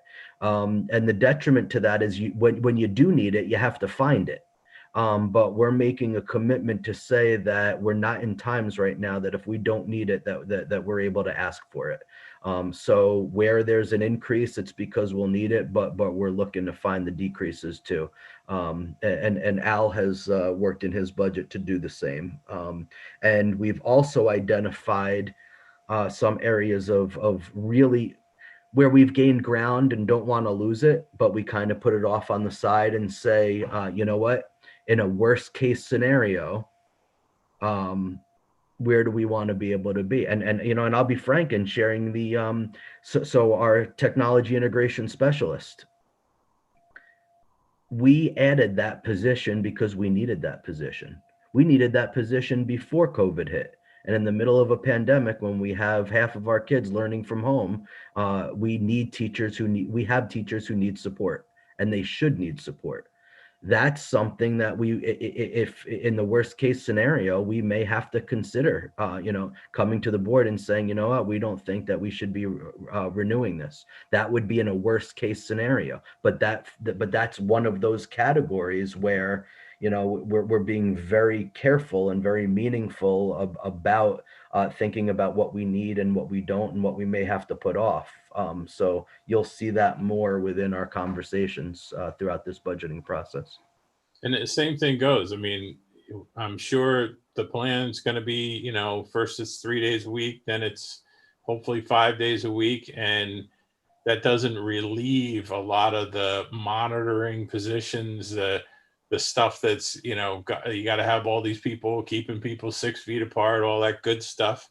Plus, you know, managing dual classrooms maybe. But so I'm hoping that we're going through and looking at, you know, what do we really need?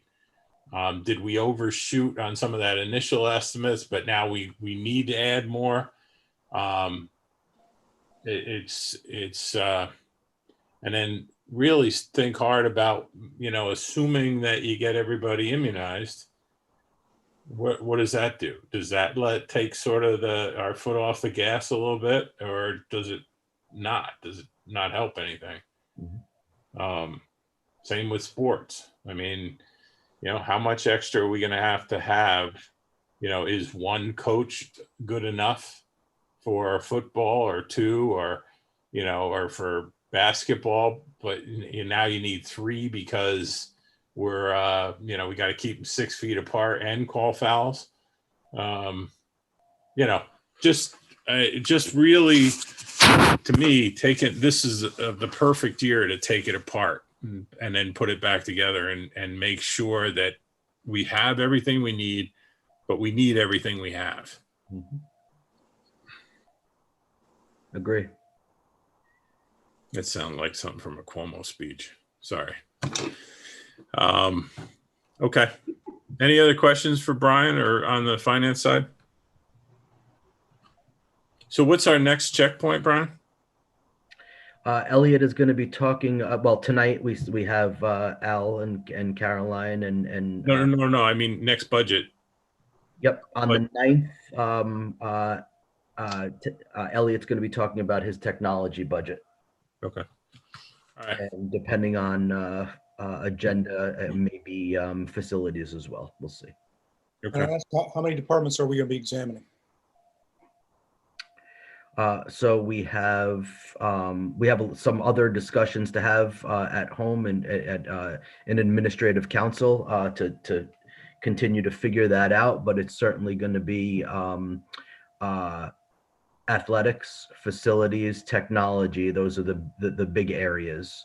And we're not anticipating that each building level principal is going to come to you because their level of discretionary funds is so little that it doesn't even make sense to encumber their time. It's just about supplies and such. So and then we have to have some more conversations about Caroline's areas and then of course Holly's areas we're going to kind of take offline and work with the cafeteria subcommittee on, and that really has no bearing on the on the general fund budget, except for the need for an interfund transfer to the cafeteria fund. And that will continue. That need will certainly continue, but probably after Mr. Shapiro and Mr. Rudy meet with the remainder of the cafeteria subcommittee, we'll share some information with the board, but and we'll do some check-in points from there. Thanks. Okay. All right. Anything else? Anyone else, I should say? All right. Thank you, Brian. Thanks, Brian. Thanks, Brian. All right. So next part is the leadership reports. The only thing, a couple of things I wanted to ask about, talk about. We checked with NISBA, actually not we, Cheryl did it, on putting together a retreat for us, a Zoom retreat or a Zoom treat, I guess you would call it, on this whole evaluation process, the software, but also the process to go through. We asked them for 3 dates, the 17th of February, the 24th of February, and the 3rd of March. Would be, start at 5:30, run 3 or 4 hours. So what I wanted to do, because we definitely need to do this, this is what long overdue, the process part, but also to get trained on this tool. Does anybody have a problem with one of those? I think they're all Wednesdays, aren't they, Cheryl? Cheryl? I'm not actually sure, Perry. Let me check my calendar. Perry, I cannot do They are. the February and March dates, the 23rd and that 1st or whatever that was. I'm at a national sales meeting. No, 17th, 24th, and the 3rd. 24th and 3rd I cannot do. Just to I cannot do the 3rd, Perry. Okay. Anybody else? I may have an issue on the 17th. Of course you do. Yeah. Perry, did you say the 23rd? I know you said it 3 times. I'm just checking. No, 24th. 24th is a Wednesday. Okay. Oh, it starts after 5:30, you said, right? Yeah, 5:30 to 8:30. Yeah, I'm good. I have a training, but it's done by then. Okay. Anybody else? All right, so Cheryl, why don't we book it for the 17th? Sounds like we can get everybody there. Okay, I'll call her tomorrow. All right.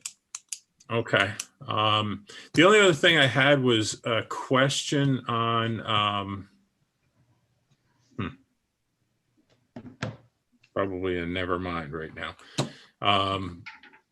Anyway, we'll come back to it. But that was the only thing I really had to talk about. The other thing is really around Dutchess County School Board Association. Board members, you're invited to listen in to the board to the DCSBA call on the first Thursday of February, whatever that day is. The sort of big deal on that is going to be a discussion on the BOCES project, its schedule and schedule versus actuals, what it means financially, what's going to happen. Dr. Hooley and his assistant have both decided to retire. So it should be, a fairly informative meeting. It's a Zoom session. I'll have Cheryl send out the Zoom numbers to everybody, but if you're interested, it's probably a half an hour worth of time investment. And it's the first Thursday of February. Howard, do you have anything? Nope, not tonight. Thank you. Okay. All right, Laura? Good evening, everybody. Finally, my turn. Such good information, good conversation. Thanks for all being here. So the board asked me to come back with some more attendance data. So if you don't mind queuing me up, Elliot. I will share the items that the board requested. I just sent you an updated one, Elliot. Got it. Ready to go. Thank you. Okay. Next slide, please. So sorry that 94 is highlighted, but it's but we've seen this one already. This slide, it was presented at our last board meeting. So the 97% in Elm, 96.9 in Alden, 97.2 in middle school, and high school has 94.5. Next slide, Elliot. Okay, so the board asked for some students with disabilities numbers. So you'll see, I put the 1920 because it seemed like that we wanted to have that as sort of a reference of where we were and where we are now. And you'll see that in 1920, we had 20 students. In 2021, we had 21 students in Elm. And you can see across the board, Alden has 18 and 18, middle school 42 and 42. So the numbers haven't changed much except for Elm. And then we identified those students who are chronically absent within those schools and those years. Elm remains the same with numbers. Alden went down, middle school went up by 2, and high school went up by 1. And these are students with disabilities.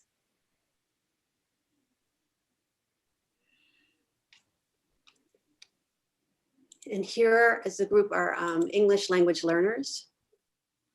So you'll see across the board in number of students in Elm from 10 to 12 in school by 1 and stayed the same in high school. And you'll oh.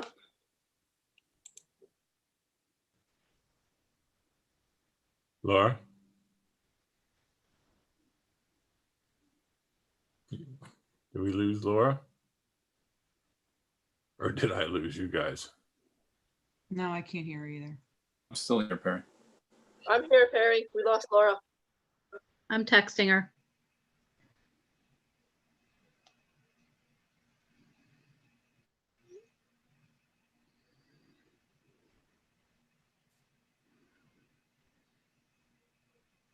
Elliot, maybe you should get Laura a hotspot.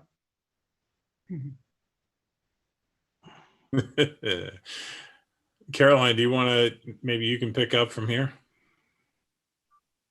No problem. So these are our students who are identified as English language learners. So they are learning English as a new language.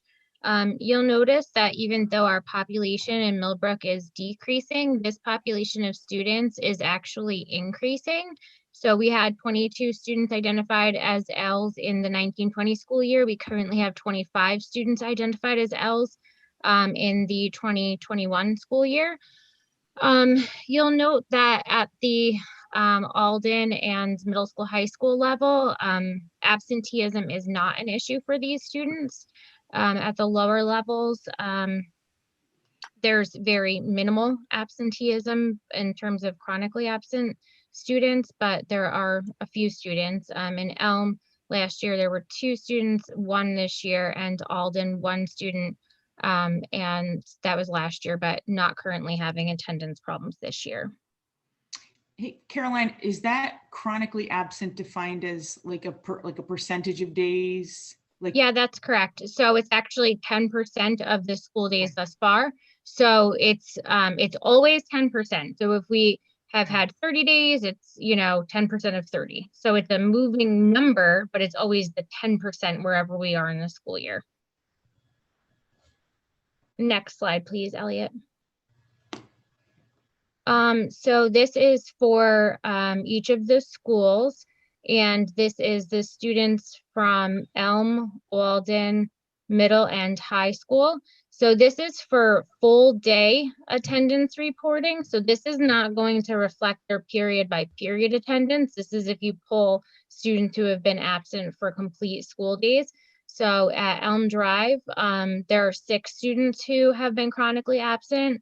Alden, 8 students, middle school, 11 students, and at the high school, 38 students. And again, this is missing 10% or more of the enrolled school days. So that's as of January 12th of this school year, because we kept it consistent with the last board meeting date. Okay.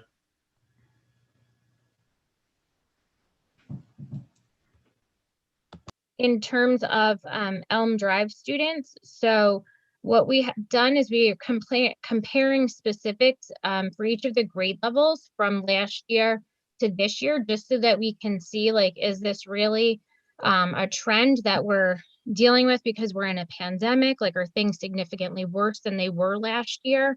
So in 1920, up until the January 12th date, it was actually January 10th that we were at the end of that week last year. So there were 8 students out of 65 who were experiencing chronic absenteeism.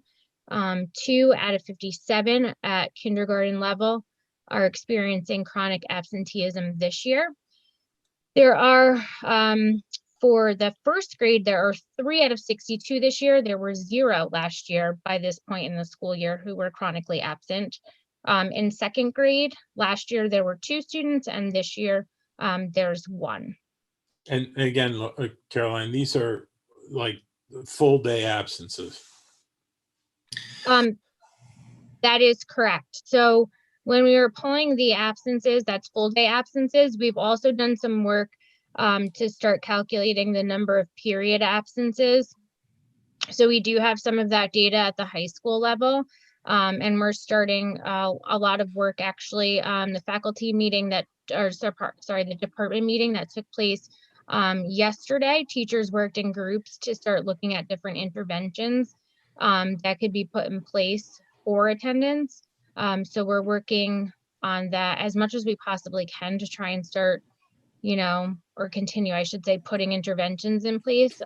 We recognize this as an issue, not just for daily attendance. As you can see, daily attendance numbers aren't as striking as the period attendance numbers, for many students. So this is the concerning piece, is that students are logging in for portions of a day. And then, some periods they're missing quite, frequently, which is really, that's where the academic issues are coming in. Okay. So that's for Elm Drive. And you can see the percentages are listed below, the percent of the total students on that grade level.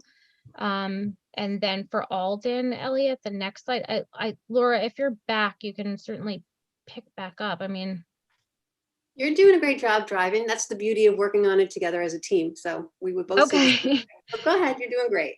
Okay. So for Alden, the next slide, Elliot.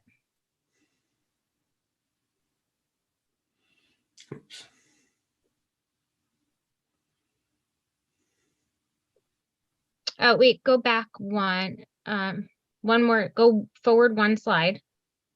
That's Alden. For some reason, the title says middle school. So grades 3, 4, and 5.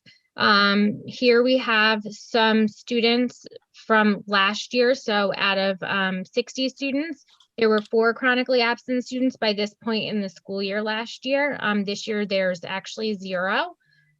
So for grade 3, they're doing a great job of engaging that. It is a small group this year in grade 3, but they're doing a really great job of engaging them. And in 4th grade, they had 70 students last year. 4 of them were chronically absent. And in 4th grade this year, they have 3 students out of 62 who are chronically absent. And then in 5th grade, last year, there were 9 students who were chronically absent, and this year there are 5 students who are chronically absent. So if you read across, you can see that, the students who were 4th graders in 1920, there were 4 of them who were chronically absent. There now are 5th graders in 2021. So, if you want to compare it that way, you can see that there were 4 of them chronically absent last year, and there's a 5th one chronically absent this year. So there's multiple ways that you can kind of look at this data. But if you look at the percentages across, we're not seeing an enormous jump in chronic absenteeism in the pandemic.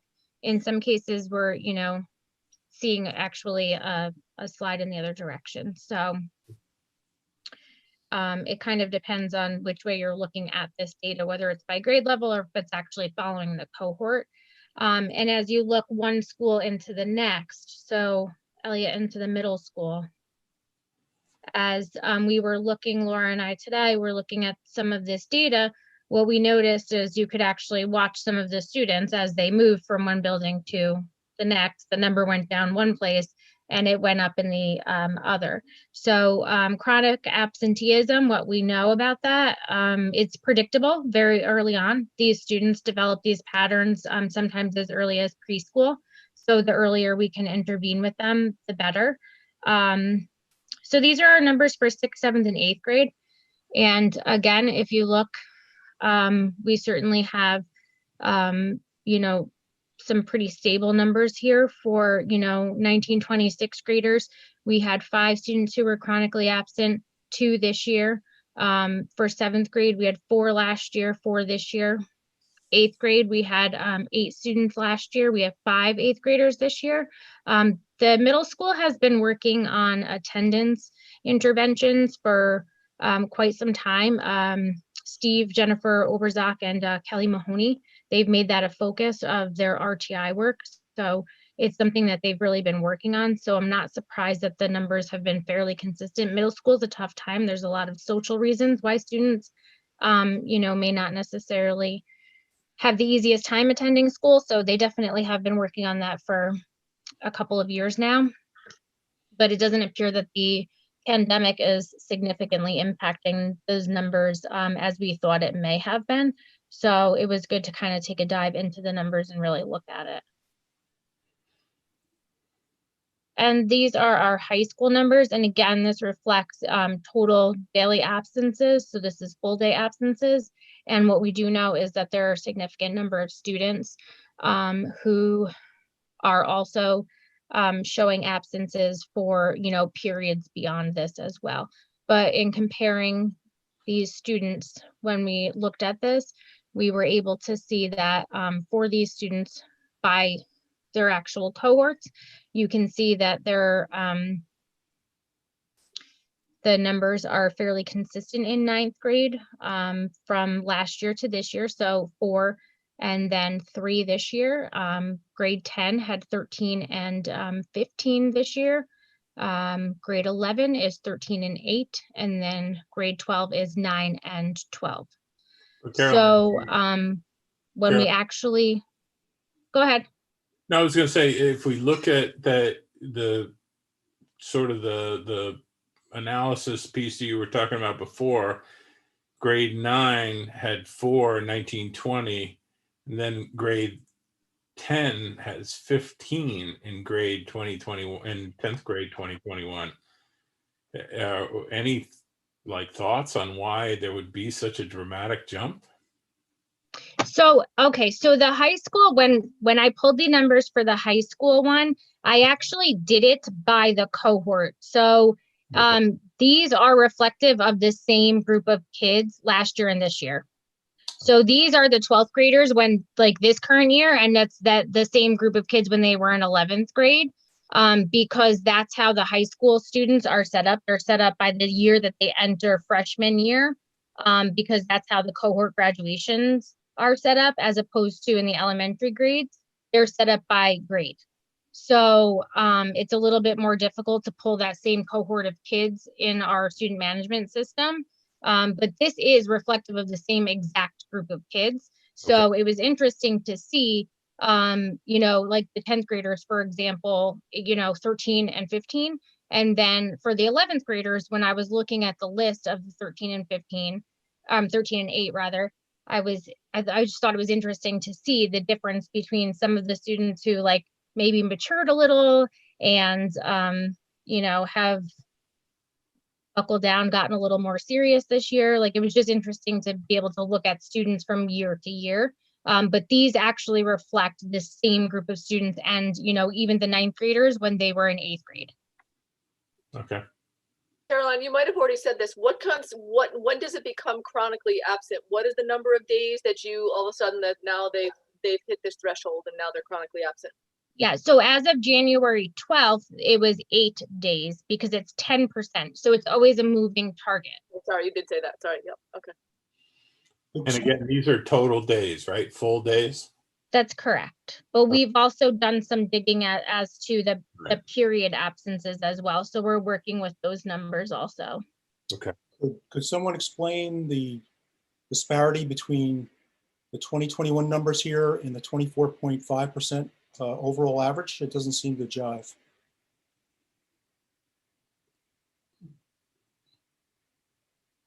What, It was a 24.5% overall chronic absentee rate at the high school, but none of these numbers come near there.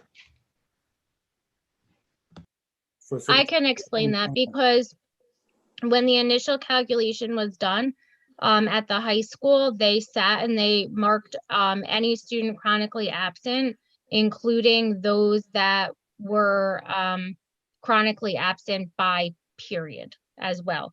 So that number, and I think we had explained that last time, that number, if you look at daily absences, is going to be 38. But if you look at the number when they did it by period was like 70, I think.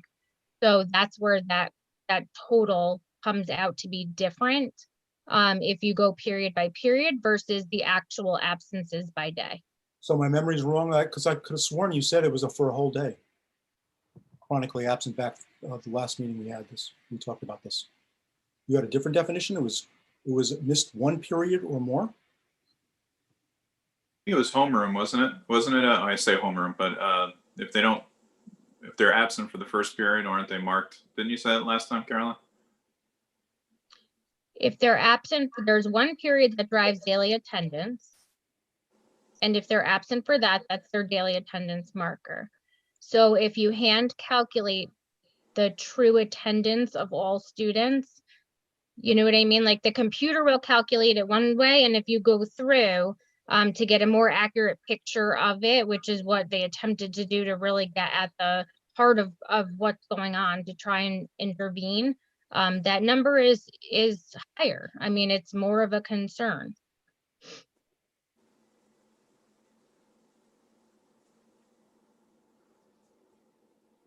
All right, we move on, I guess. So was that number also a concern last year?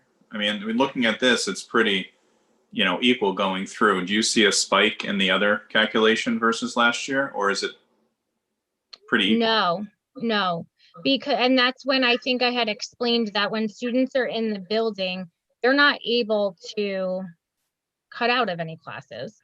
So currently in the remote world, they're able to sign into a class and then not sign into a next class, kind of pick and choose. They can log in and make their presence and then sort of disappear. And that's kind of where the absence issue is happening right now. And that's not something that's possible, or at least it's not easily achievable in a school as small as ours. There's not many places to hide. And, we certainly have a staff that's right on top of it. Attendance is taken traditionally in the start of the period. We have Miss Mattis in the main office who's right on top of the attendance at the start of every period, and she's tracking students down. Are they in the nurse? Do they have lessons? She's right on top of that when they're in the building. It's really much harder when they're not in the building to be able to keep track of them period by period. So that's where we're finding the issues. So if you see, it's not the daily attendance, it's the period by period attendance that we're experiencing the issues with. And are the parents like fully aware of, Joey missed these 5, missed every I don't know, pick a physics, missed every physics class this week, or how are we getting that? Because that bothers me that they're coming in, bailing out, maybe even coming back in again, and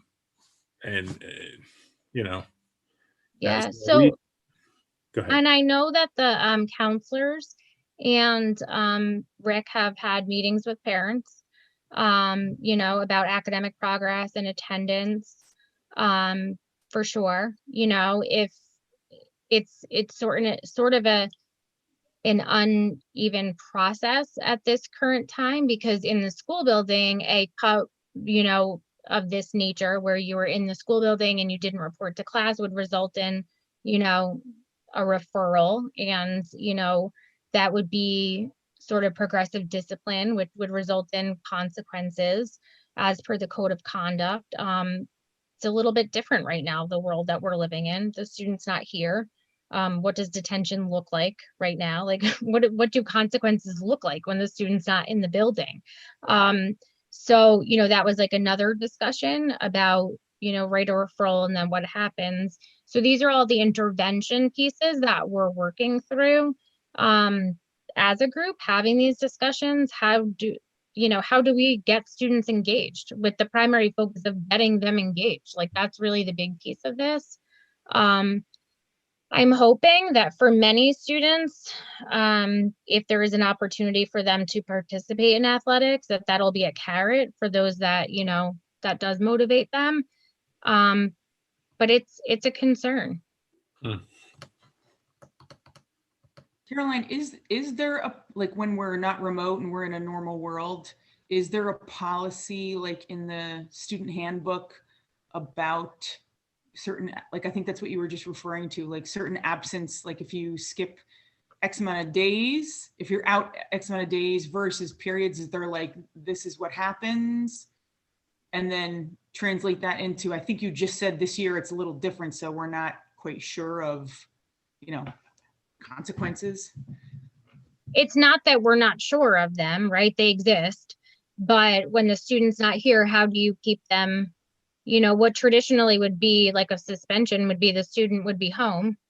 They are home, so it's like things like that is, it's very difficult when a lot of things have been flipped on their head.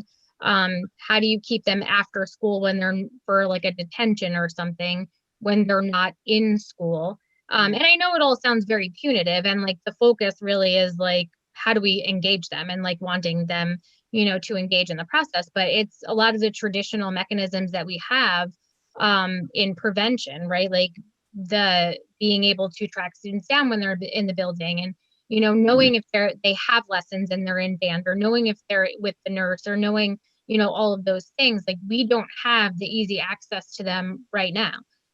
If they're not logging in at home, it's not as easy as it is when they're in our building, in our care. Yeah. I feel like communication needs to improve. And we've had some dialogue around that. Like, I feel like it might be beneficial to increase communication. Like Perry, you had said, do parents get notified immediately? We talked about the fact that they do get a notification when a student is absent, daily absence, where, we made inquiry about, can we get the period by period absences reported as well? I feel like that would be extremely helpful for parents to understand that, yeah, your student missed period, 1, 3, 5, 7, and 8, and I also think that some parents have to go to work, and at some point they have to rely on their teenager to do the right thing and sign on to their classes. And they can't be in 2 places at once. And I know that people are stressed, and there's only so much that they can do. And I get that too. Well, maybe if you connect the period by period attendance, connect that to text messages, and just, your kid's not there. Your kid's not there. I mean, then if they choose not to do anything about it, or they can't do anything about it, at least we've got, we're letting them know that there's an issue. And I'm assuming we could use that same messaging system to say, your kid's not there, and by the way, don't bother bringing them in for sports tonight because they can't play. Just something so we know that they're aware of this, because the worst thing to have happen in my eyes would be kids, skipping every other period and the parents don't know. Yeah. So so Perry, that goes back to, and I don't know if this is for Laura or Caroline, who can answer this, but where is it in the, I'm sitting here, I'm looking through the policies right now and I don't see anything. Like, where is it that the parents can refer to it? So, they can maybe reinforce it with the student that, I know that the sports, like you said, the sports have consequences. If you don't go to class or you're absent, then you can't play a sport. But for those kids that may not be in a sport, where does it show what the consequences would be for not doing that? For excessive absenteeism, is there a policy set in place? Has it been updated for this unique year that we have? And again, I don't know if that's Laura or Caroline. I don't know who would answer that. After the last board meeting, Brian did find a policy that he found the comprehensive student attendance policy. I don't recall the number. And I don't know, Brian, if you have it anywhere accessible. I don't recall the last time it was updated, but he was able to locate the specific policy with all the language that was there. But, for student athletes, that's all clearly outlined in the student athletic handbook. For sure. And that's something that they all have to be able to, have access to at the start of the season. But maybe there should be some sort of email going out or notification on the website, something, again, just letting them know that this seems to be, this is a concern, just this is what our policies are, kind of thing. Just a gentle reminder. Sure. Okay. And Brian, or somebody, if they could just let me know, I'm looking through the code of conduct right now and I don't see it, but. It's comprehensive student attendance policy 5160. And it was adopted by the board in 2002 and it was revised in 2009. Thanks, Brian. I'm sorry, where is that, Brian? Is it on the district? Is it in the? No, I have it in front of me. Oh, okay. I can forward it.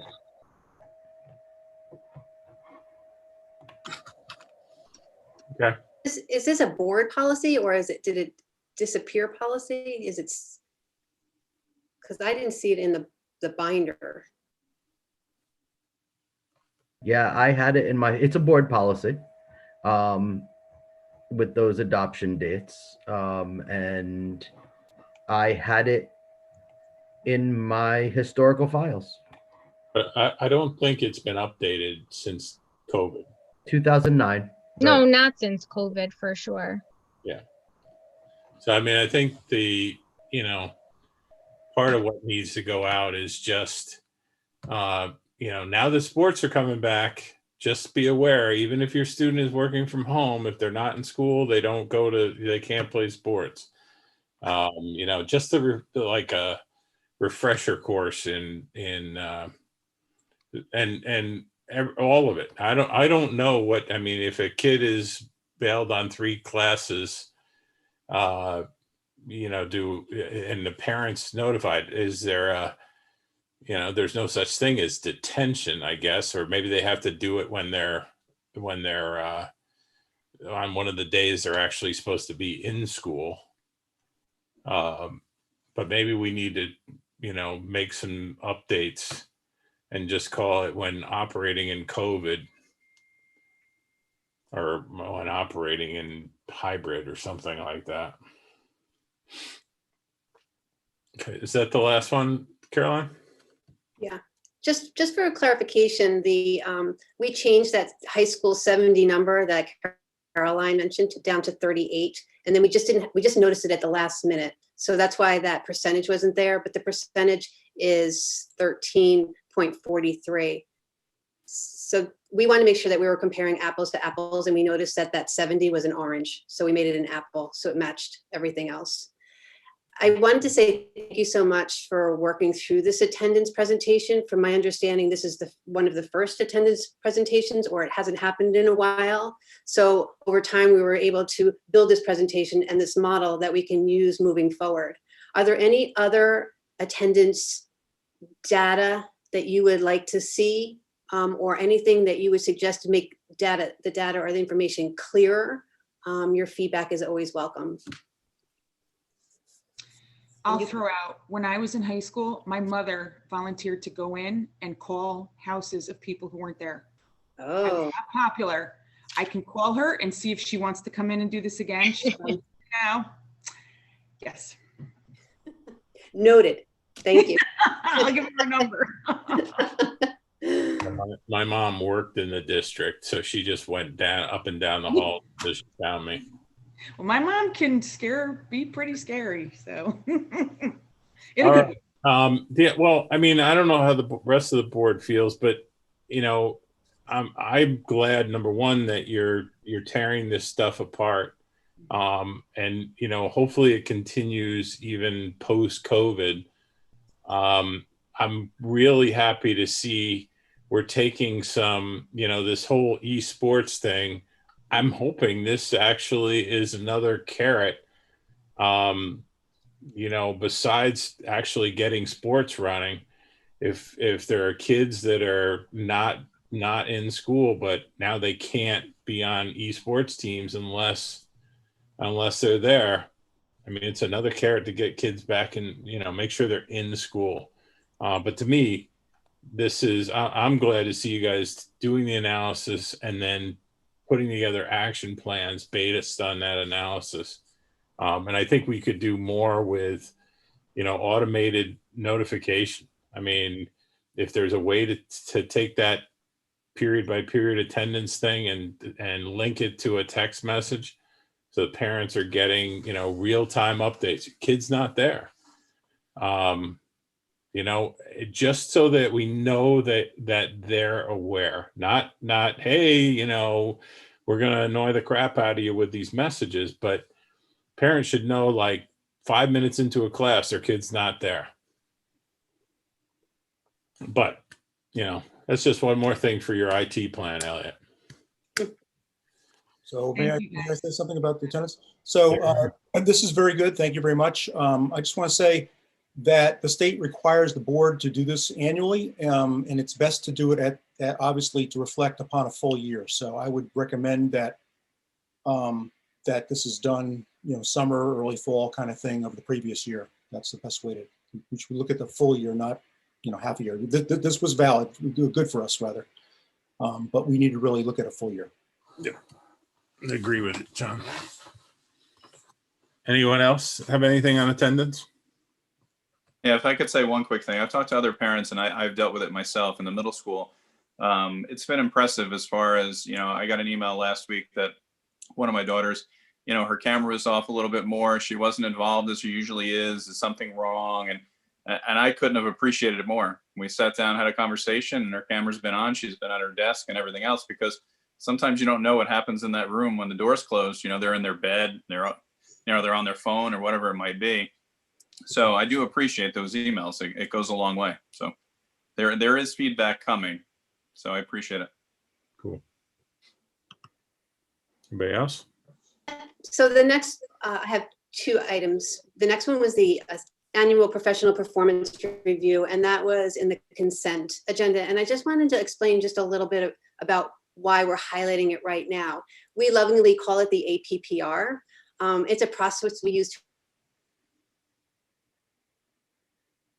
We're losing you again. New York State Ed offers school. You're cutting in and out. Obviously, Elliot has something against the superintendent. Even I'm not crazy enough to pull that. Are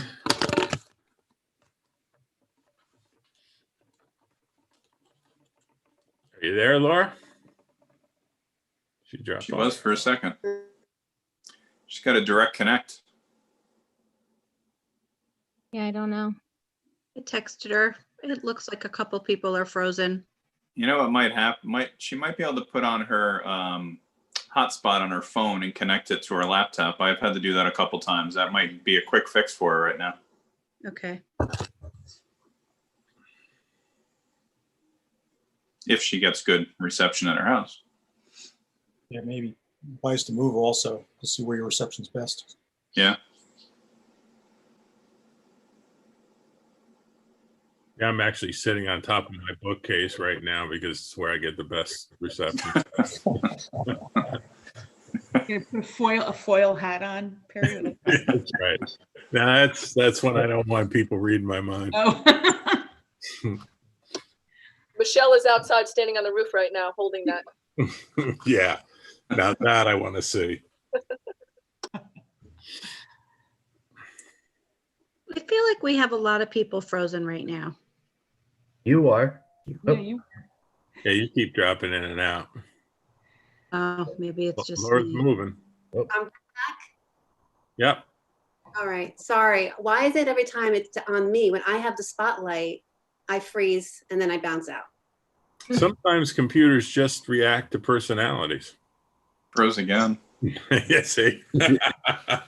Okay. All right. I'm just going to say it quick before I'm knocked out again. Just the APPR, and it was it's an abbreviated observation plan. It was an agreement between the union and the district, and it includes just sort of paring down the rubric that we use and decreasing some of the observations that we have. Just because of the decrease in manpower, it's stressful, and we really wanted to use the observation process more as a professional development tool rather than a compliance tool. So that's why it was on the consent.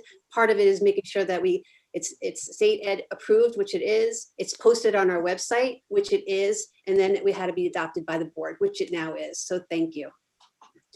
The other piece is just more about COVID updates, vaccinations of COVID-19. So this is a new challenge that we are facing right now. The state has rolled out its vaccination plan, which started with phase A, hospital and healthcare workers, EMS, and others with direct patient interaction, and quickly surprisingly expanded to include phase 1B, which is teachers and education workers, first responders, public safety workers, public transit workers, and people over 75.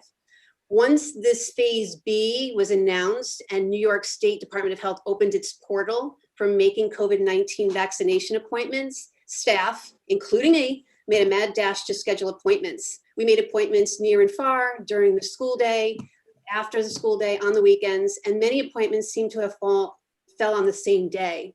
So that's what happened last Thursday. We also had folks who were quarantined. We had folks who have sickness in their families that are not COVID related. And then we had folks who were being vaccinated. And we were not able to staff our high school, but we were able to use some of the high school people to help with the middle school who are also suffering from a lack of staffing. So some things that we learned and are considering as we're moving through this new challenge is staffing is already incredibly difficult with quarantining non-related COVID-19 sickness and just life. Now it's compounded with absences due to vaccination appointments. Can you still hear me? Yep. Great. We will have to visit our process for reporting absences to avoid closure and or last minute announcements. We know it was super late for families to have to pivot, but we too were figuring out, well, how are we going to cover 15 absences? So we were learning at the same time, and we apologize that, and we hope to avoid that in the future. This is going to be an ongoing struggle. I was vaccinated on a particular day with another number of other people. We are all going to be vaccinated probably on the same day in 21 days. So this is going to be a reoccurring and rotating struggle for us for staffing. Yeah, a few staff. Just a comment though. I mean, if I'm not. This has nothing to do with the, negotiating it into a contract or anything, because I know they're not required to. But given the trouble we have with substitutes and the lack thereof, if people can, until we get through this, if people can give us a heads up on I've not just a vaccine, but I've got, we got 3 people having physicals next Tuesday, just so that we're prepared for it and we can let parents know, the night before or the afternoon before that we're going to have to shut down a few classes, not shut them down, but go remote in a few classes. Anything they can do to help us be aware of plan. Now, we're not going to try to get them to change the dates. We're not going to say, are you really sick? Any of that stuff. It's just so that we can figure out when we do and do not have proper teacher coverage. Yeah, and you're absolutely good point. We've been checking in with staff, just checking in with each other, just monitoring absences and coverages needed to see, to make ourselves aware in advance to see how to inform how we're going to react. So yes, thank you for that, Perry.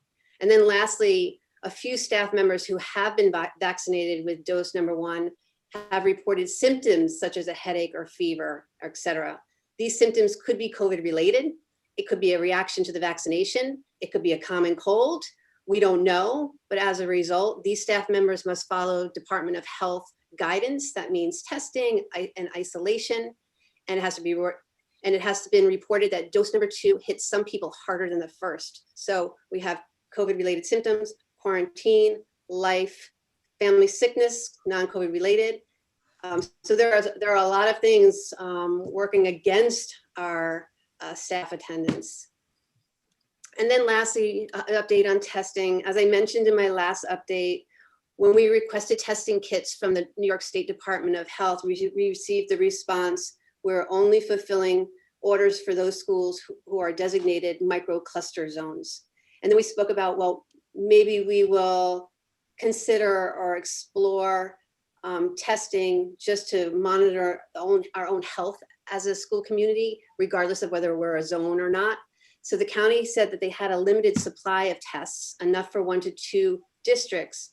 We did consider that offer, but in conversation with our nurses and administration, there is concern regarding our ability to staff-wise to pull it off. The recent increase in staff absences due to vaccination appointments and the other things that I've been talking about make implementation even more challenging. We wouldn't probably be able to do it with fidelity. So we are prepared. The nurses have developed a solid plan of action if we're designated a zone. Staffing will still be a challenge, but we don't think that we are prepared to take on the testing as on a volunteer basis. So, I mean, we're not really talking about, well, we do need 1 more nurse, but we're not really talking about nurses. We're talking about sort of aides and monitors that can write down the results and all that good stuff, right? Right, we need testing teams. Okay. Yeah. Well, I was able to get through my report without further incident. I think you lock up when you tell us good news, and when you tell us bad news, you're smooth. You just keep right on going. Okay. Is that any questions for Laura? All right. Why don't we go to the old business, the capital project, change order for the capital project. Do I have a motion? So moved. Do I have a second? I'll second. Thanks. All right. You want to give us a little heads up here, Brian, first, or how do you want to do it? Brian, you're on mute. Looks like we lost Cheryl too. Yeah. She's going to try to get back in. She got knocked off. So this is one we forecast at last board meeting for you to let you know and remind you that we did not accept the change order for the telephone poles because we wanted to be able to get a little bit into the project to figure out and work with Central Hudson on the best means of being able to mount the transformer.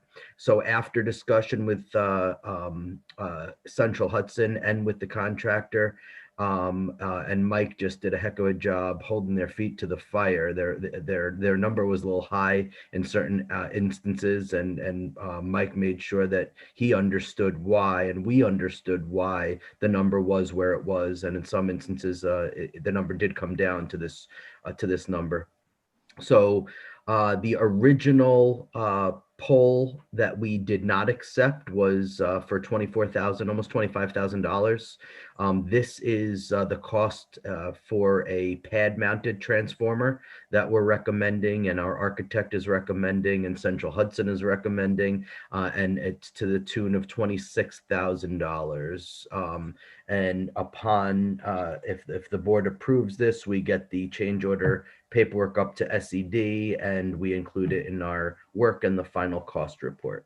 And Mike, I don't know if you have anything else. Mike really ran point on this. Mike, is there anything else that you wanted to be able to add? Yes, the reason the original change order or the original alternate was to change 3 poles. And we didn't need to do that because 2 of them are new. And the third, the pole closest to the building with the transformers on it, that's the pole that really needs to be changed. And then Central Hudson, I had a meeting with Travis and Central Hudson, and Central Hudson wants to go to the vault type transformer out in the building because that's a newer type. They're easier to work on. They last longer. And instead of having 3 ugly transformers on the pole, we will have 1 green transformer outside the building like we have at the high school. And when we did the electrical upgrade at middle school, we have one at the middle school. So part of the change order is changing the pole. It's the transformer. It's the transformer vault, and it's digging instead of straight across. We have to turn into the vault. We can't put the vault over the lines. We have to turn into the vault and up, come back out and go into the building. And it'll be a much nicer job aesthetically. It'll be easier to work on, and it's newer equipment than the older equipment that they would have to replace with older equipment to put on the pole if we wanted to stay with the 3 transformers. So that's where we're at with all of that. That's why this is almost as much as changing the 3 poles, because the changing of the alternate to change the 3 poles was just changing 3 poles. This is a lot more work. This is a vault. This is piping over to the vault. You know, it's a lot more. Yeah, And but it also includes a 4-inch line instead of having the whatever communications that go across the roof to the roof of Alden from the old pole. It'll come down and go down underground. You won't see it anymore. yeah, Kudos to Mike for I'm sorry, Perry, I might have cut you off. He really, like I shared, he made sure that they were going to do something that was aesthetically pleasing and wasn't going to be something that they were just going to put somewhere.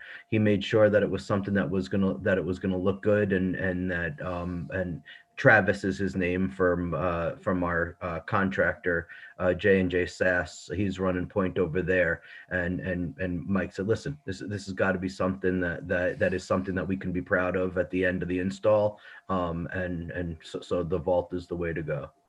I mean, great job, Mike, because getting this, putting another pole up with transformers hanging on them, and slowly the pole warps and looks like hell, and is just difficult to even work on. Now, this is a much better solution. Great job. Any questions or comments for Mike or Brian? No, I agree with what Perry said. It's nice to, have it look nice. So thanks. It's a much more newer technology. It's instead of having those 3 ugly things on top of the pole. And like you say, the weights on top of the pole, those are heavy. It's just going to wear the pole out, pull on the pole different ways like it did that pole. It's all crooked and, so it'll be a lot easier to deal with. It'll be easier for Central Hudson to work on. It's newer technology, so I'm sure they won't have to even work on it for a while. We haven't done anything with the 2 that we have at the middle school and the high school. So okay, technology is just much better. Any other comments? All in favor? Aye. Aye. Any against? Okay, very good. Thank you, Mike. Thanks, Okay. Mike. Thank Harry? you. Thank you. I think somebody needs to record something because our secretary, Oh. the clerk is missing. So Yeah, that's true. Sorry. Yeah, that's actually, she, you really should have a. Recording, right? It is recording right now. Mhm. She can go back. Oh, We note, yeah, just, Laura, if you could, Laura, just, the motion, the second, just in case for some reason the recording didn't work or God only knows what. Just hopefully Cheryl will be back on in a second. Financial reports. Do I have a motion? I'll make the motion. Do I have a second? I'll second. Okay. Any questions, comments, concerns?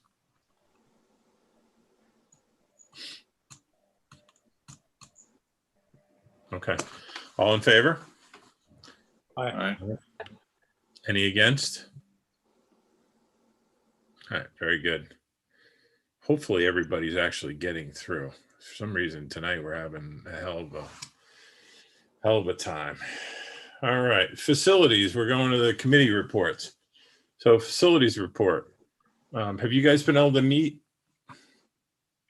Claudia? No. Oh, we're meeting on Friday, so we'll have something for the next meeting for Friday. Okay.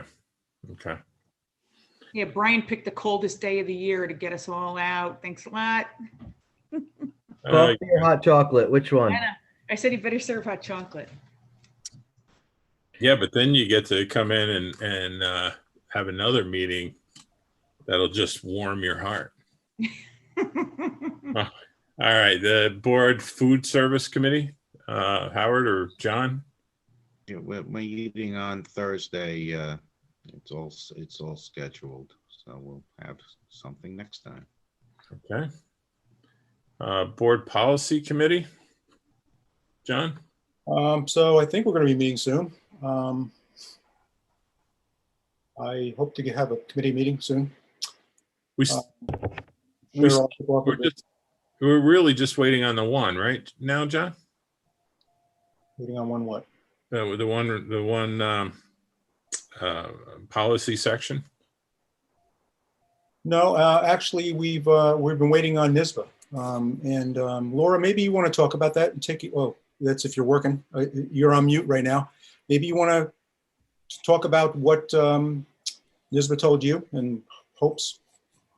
Yes, I reached out to our partner at NISBA in the fall, and she said we would be ready to go around the beginning of November. We hadn't heard from her in a while, so I reached out to her maybe in December or the new year, and she said that her colleague is now back in the office and she'll be able to put us back on priority.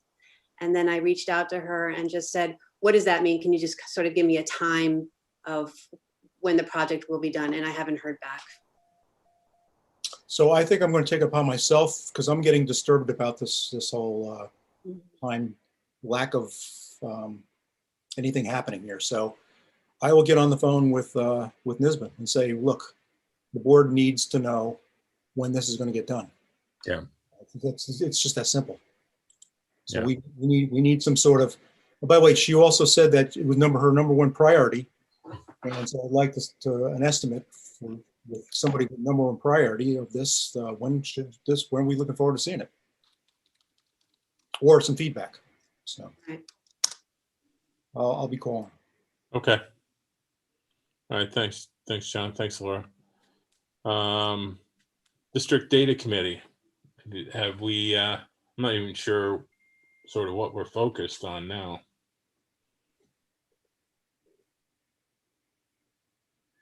John or Claudia? No, I haven't. No, we have not met. Okay. So I requested the same because we are working with data frequently as an administrative team, but The one thing that we're not sure is what the board would like to see in terms of data. Well, there was originally, a couple of years ago at least, there was two sort of discussions. What do we need to see from the data? But there was also this issue with, data gets put in and then somebody separate has to pull it out and has to put it back in. And if it doesn't go back in, they have to do something. And it was this hodgepodge of stuff that I took to be mostly, SED, like systems that don't work together. Have we been able to make any? I mean, has that process been simplified at all? No, that's the SED. It hasn't been. That's the reality. Yeah. We put it in, they generate, reports. We then get verification reports that are either accurate or inaccurate. If they're inaccurate, we have to correct it in our source systems, that being like School Tool, which is our student management system, IEP Direct, which is where our frontline now, but where all of our IEPs are housed. It could be, I believe, the food service program that we use.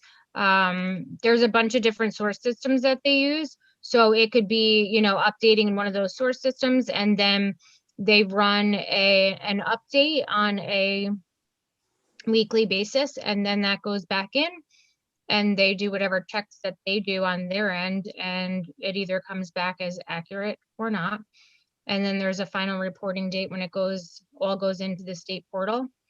So they still don't speak to each other, those systems, all of them. And there's also the issue of those at like the regional information center, they can't change our source system. So they can notify us if there's an error, but we have to be able to change our source systems. And again, those source systems are our local data, like the student information system, et cetera.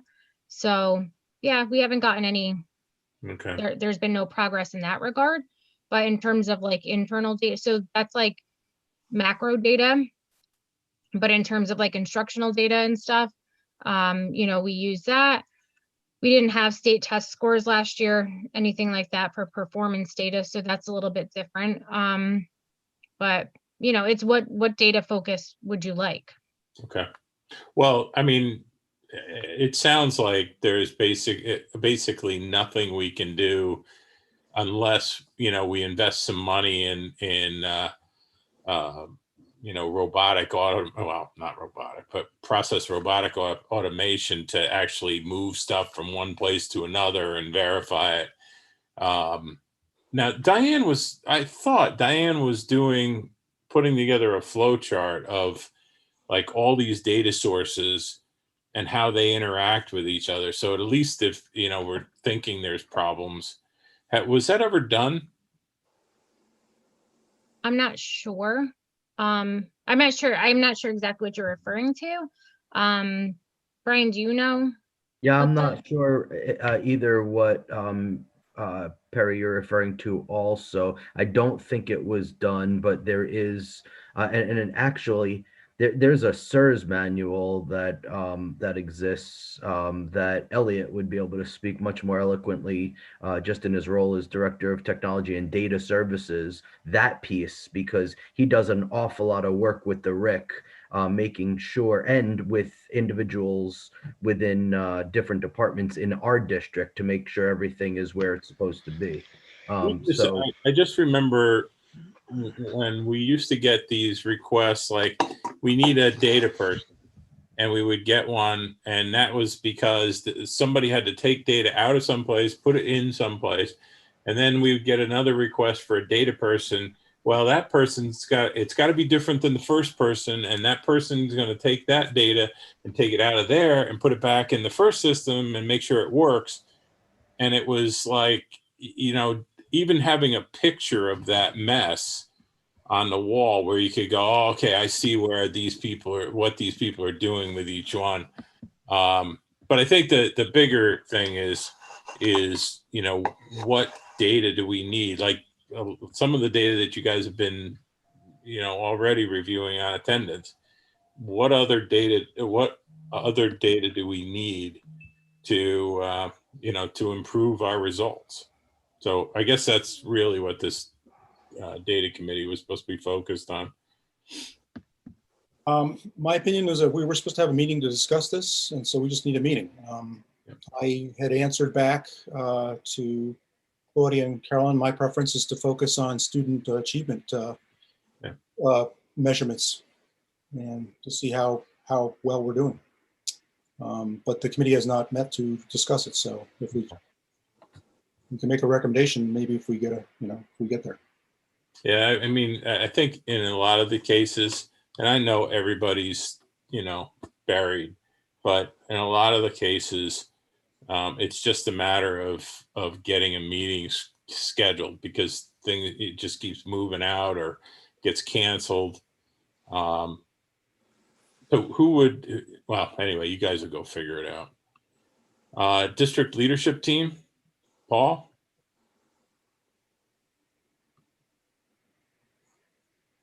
Long gone. Nothing to report this time. Okay. Okay. District safety committee?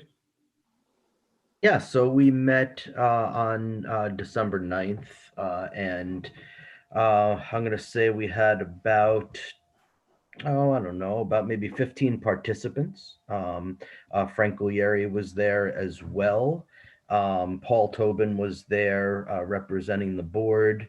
And at that meeting, we talked generally about the district safety team and membership, and we did an update of all the improvements and accomplishments just to level set, because it was our first meeting, and of everything that was done by the team in the previous year, both from the point of view of being able to celebrate those successes, but also being able to name them and just kind of remember where we left off. Frank ran a good part of that meeting after that, and he talked about his experience, and he talked about kind of audits that we would want to be able to run. We talked about drill reports that needed to be able to be submitted from each building level.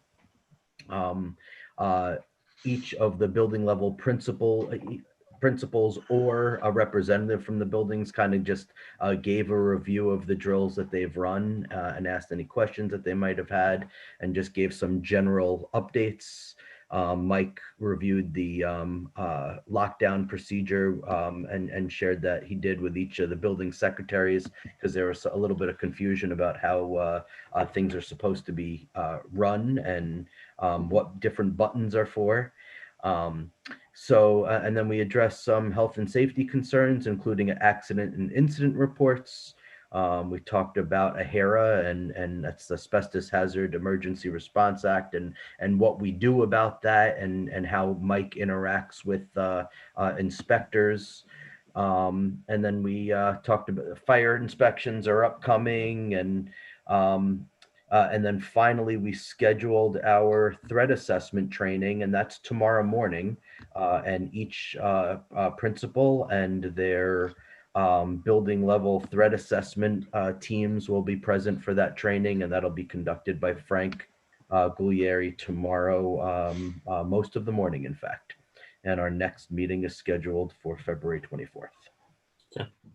I mean, one of the keys, we've been talking about this for a while, is to understand, or revisit those safety and security reports that, give us the sort of the next here's the next thing you got to do.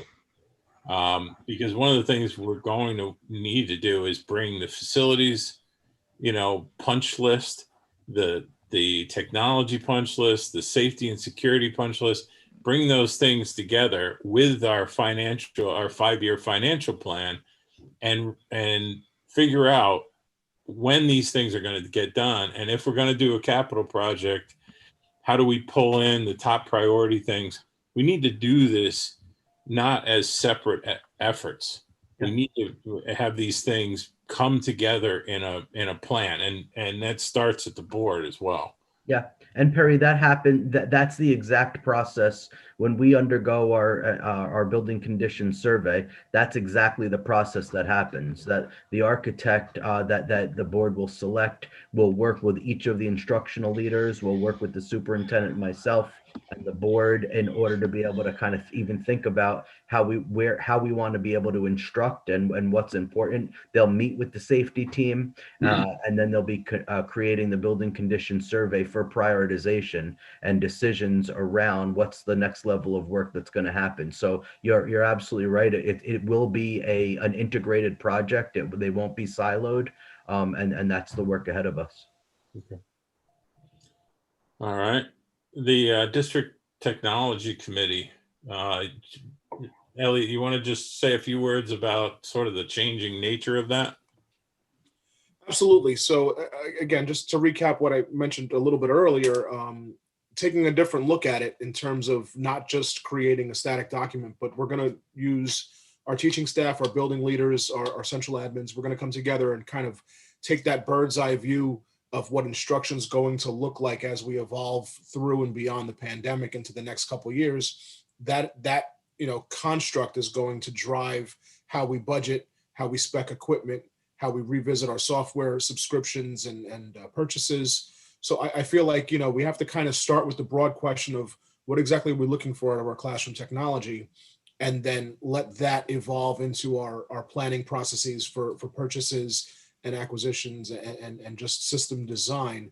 So that's the front end work. The back end work is really using different aspects of the committee to work on our infrastructure replacement plan over time, and then working with our business office and Brian's team to figure out the different ways that we can look for revenue streams to support that. So we're kind of looking at creating a very broad technology committee with a lot of stakeholder input, and then breaking out into subcommittees that are going to focus on instructional practices and needs, that'll focus on infrastructure, and that'll focus on cybersecurity. So that's kind of the three-headed monster, if you will, in terms of how we're going to approach this.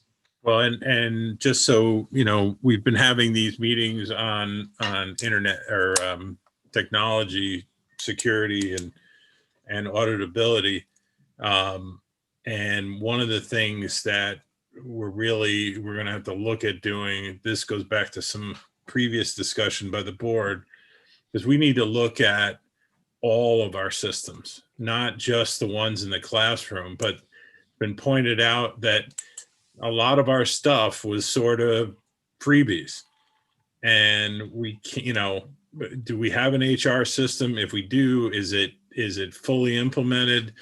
Do we have I don't know, I'm just a system where it can audit itself? I mean, even board docs there's things that we can't do because we chose to get the free one. Same with Google, Gmail, all the rest of these. So this technology committee, I think, is just going to also expand in breadth of what it looks into to remove some of the slop that was discussed before.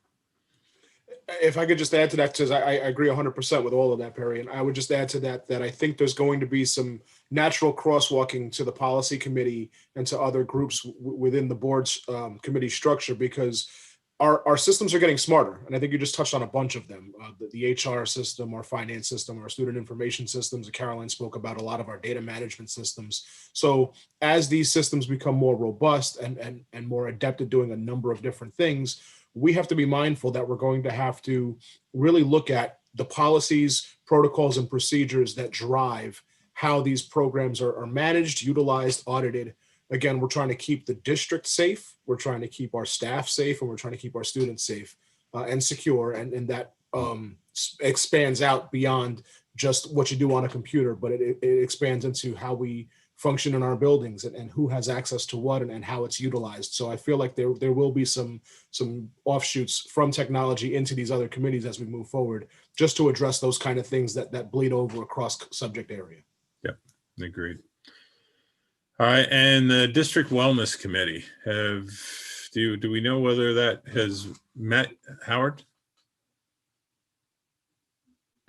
I do not believe, right, Brian? Nothing's going on with that. That committee has not convened.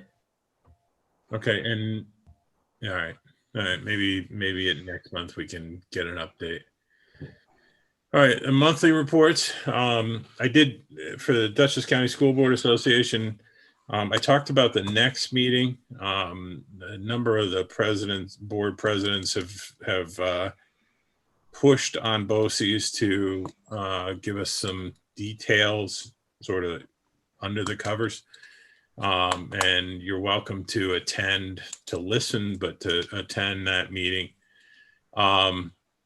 The last month's meeting was really focused on the teacher.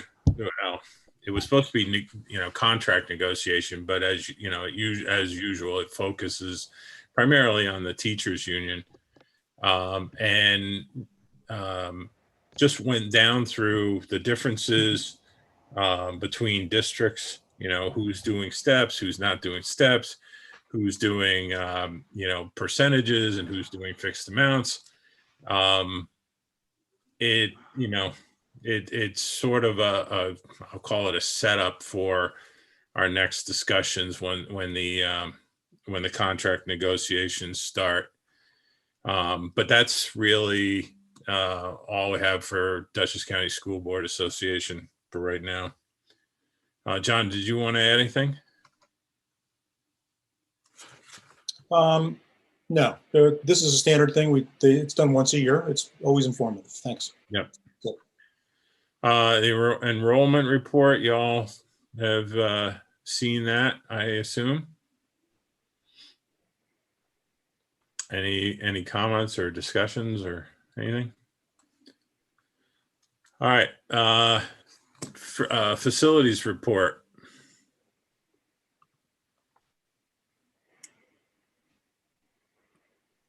Mike, you there? Hello, there you go. Okay.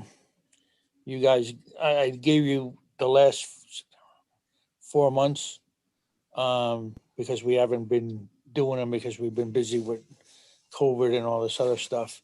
So I gave you that. And I also gave you a rundown of the last 13 years oil consumption. Did you see that? Yep. Camille helped me with that. She she did most of the work. I gave her the degree days, and then she came up with all the oil that we've used in the last 13 years. And compared to degree days, if you look at them, the degree days have gone up in 13 years, and the oil consumption's actually gone down in most of the schools except the high school.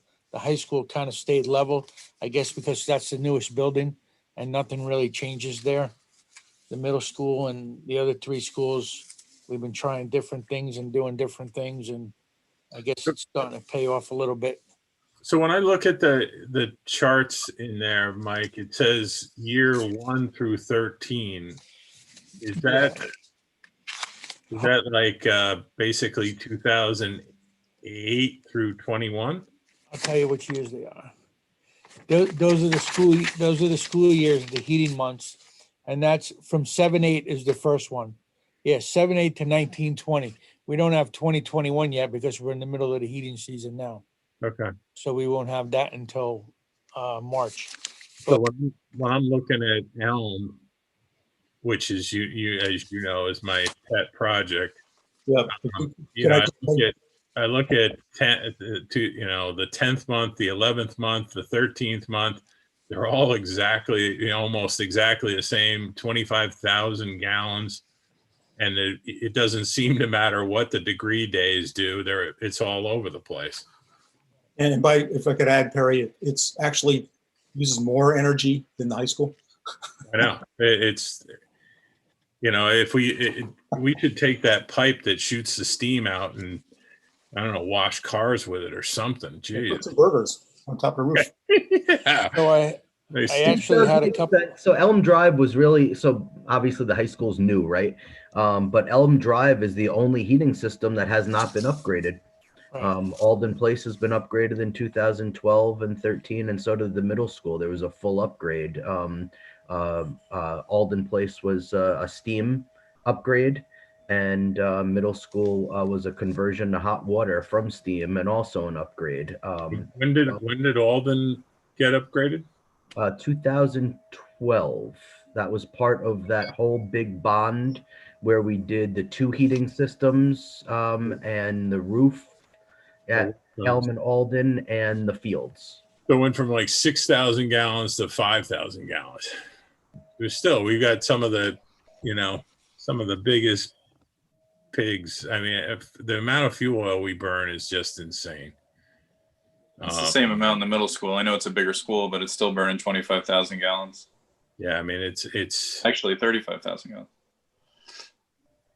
By the way, the Elm Drive boiler, I was there when we put a new one in. It's been a dog since day one.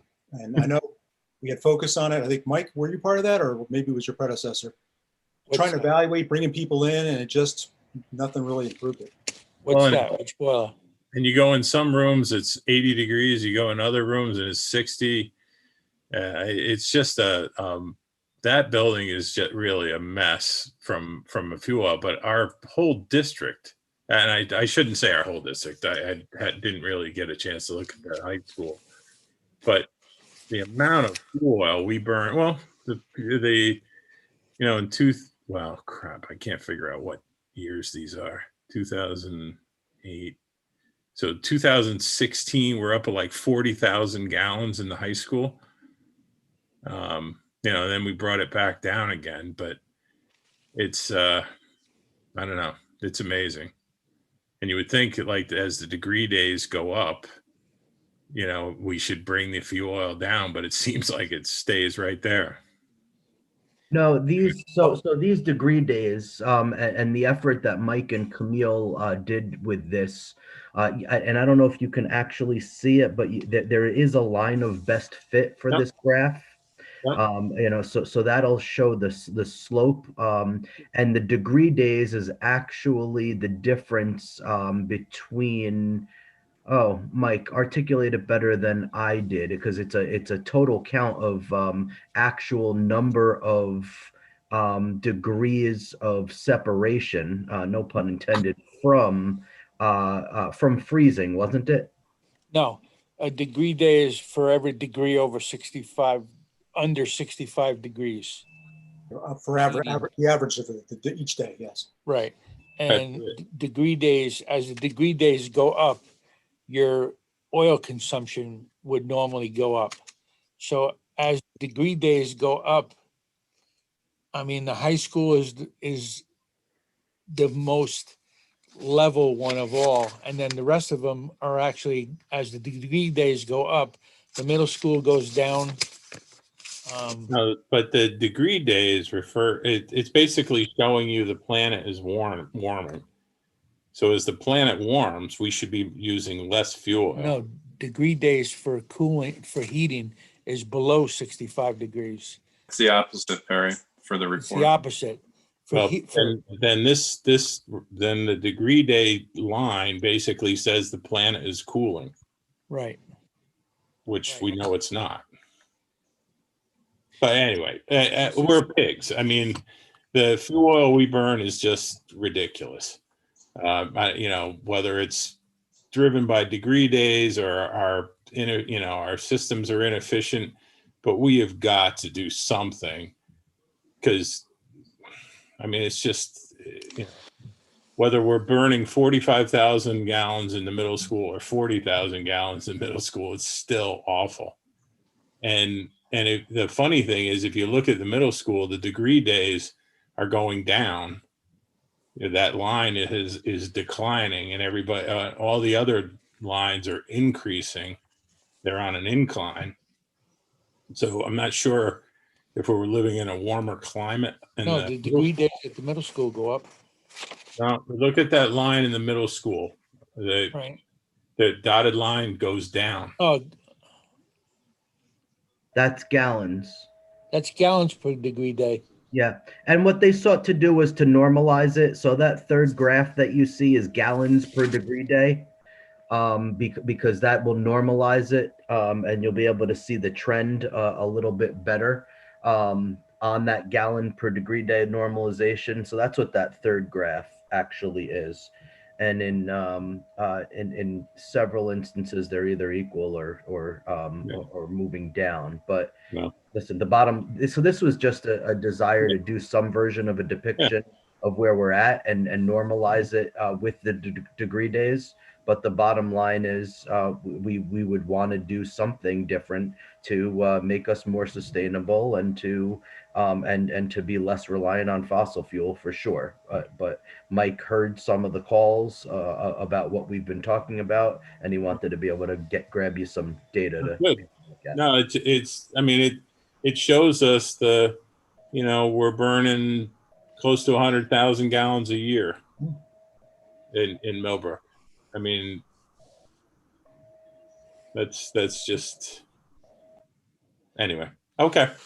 All right. I'm sorry, I didn't mean to drag you off on that, Mike. What else do we have here?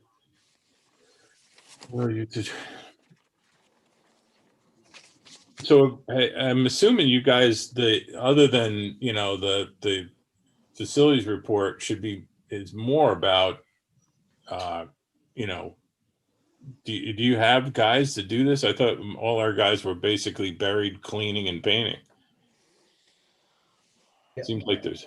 So the other thing that We Mike do it all. wanted to share, so it came up and Claudia brought up the question also in a previous meeting. So, and we wanted to make sure that the board understood the vast preventative maintenance that happens. So you'll see one of the attachments is it's a spreadsheet that Mike has and created and attached that's about the preventative maintenance schedule. And these are now PDFs of each individual month. And you'll see whenever there's a task that comes on board that's either invented because of technology or anything else, Mike adds it and makes sure that there's a spot for each at each building level. And then this turns into a worksheet where people then fill in dates to make sure that this gets done. So Mike has a really good system of a preventative maintenance schedule. And we wanted to be able to share it with you because there was some questions about, hey, what actually gets done and when does it get done? So this is a really good example of a lot of the work that gets done from the maintenance department. But again, I think this is one of the things we need Elliot to look at. I mean, these things should be almost like a claiming system, and when I see July says you got to do these things, it should be triggering work orders that say that, and if it's not done on time, it's late. Trying to keep up spreadsheets, although I mean I'm glad we have basically a checklist of things that we need to do. But, if we want people to be on top of these, not just, have Mike be forced to constantly go, oh, geez, we missed an X in the high school in September. We really got to start looking at whatever system it is that does our work orders. Maybe that's the system that should have, I don't know if it has a preventative maintenance section or not, but it's something we really got to get ourselves organized so that, a spreadsheet like this is really just more work orders. But yeah, that's because I think I don't remember seeing this before. This is really good, Mike. Yeah, this is something new we've been putting together, and as the inspections come, I can add to it as things that we need to see happen. I went through all the POs from last year to get all the inspections and stuff and what has to be done. And that changes, like the fire inspections every 11 months. So that'll change year to year. Most of the other inspections, like the hood inspection, is January and August. Some of them stay the same, some of them change. So I can change whatever I need to change. The drapes are every 5 years, stuff like that. The gym curtains are every year. A lot of things as we're doing, I went through the POs, I made these lists, and if I have to add stuff, I can add it as we're going. Okay. And I'll have it for next year. And then, like I said, if I can work with Elliot and put something together, once we have everything we need, all the information we need, it should be a little bit easier.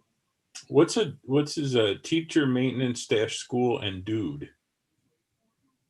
Is it, or is that just a typo? Where do you see that? Go to July and go down to like about halfway down. It just says classrooms inspect annually, teachers, maintenance. School dude is our software. School dude is our software, yeah. Is that a school dude? Yeah. Oh. That's it. Great. All right. Any questions? Thanks, Mike. Hey, Mike, don't forget to put in here about the trimming of the bushes down at Elm that I drive by every day. You know, I knew you were going to ask about that, and I was kind of waiting for you to ask me about that.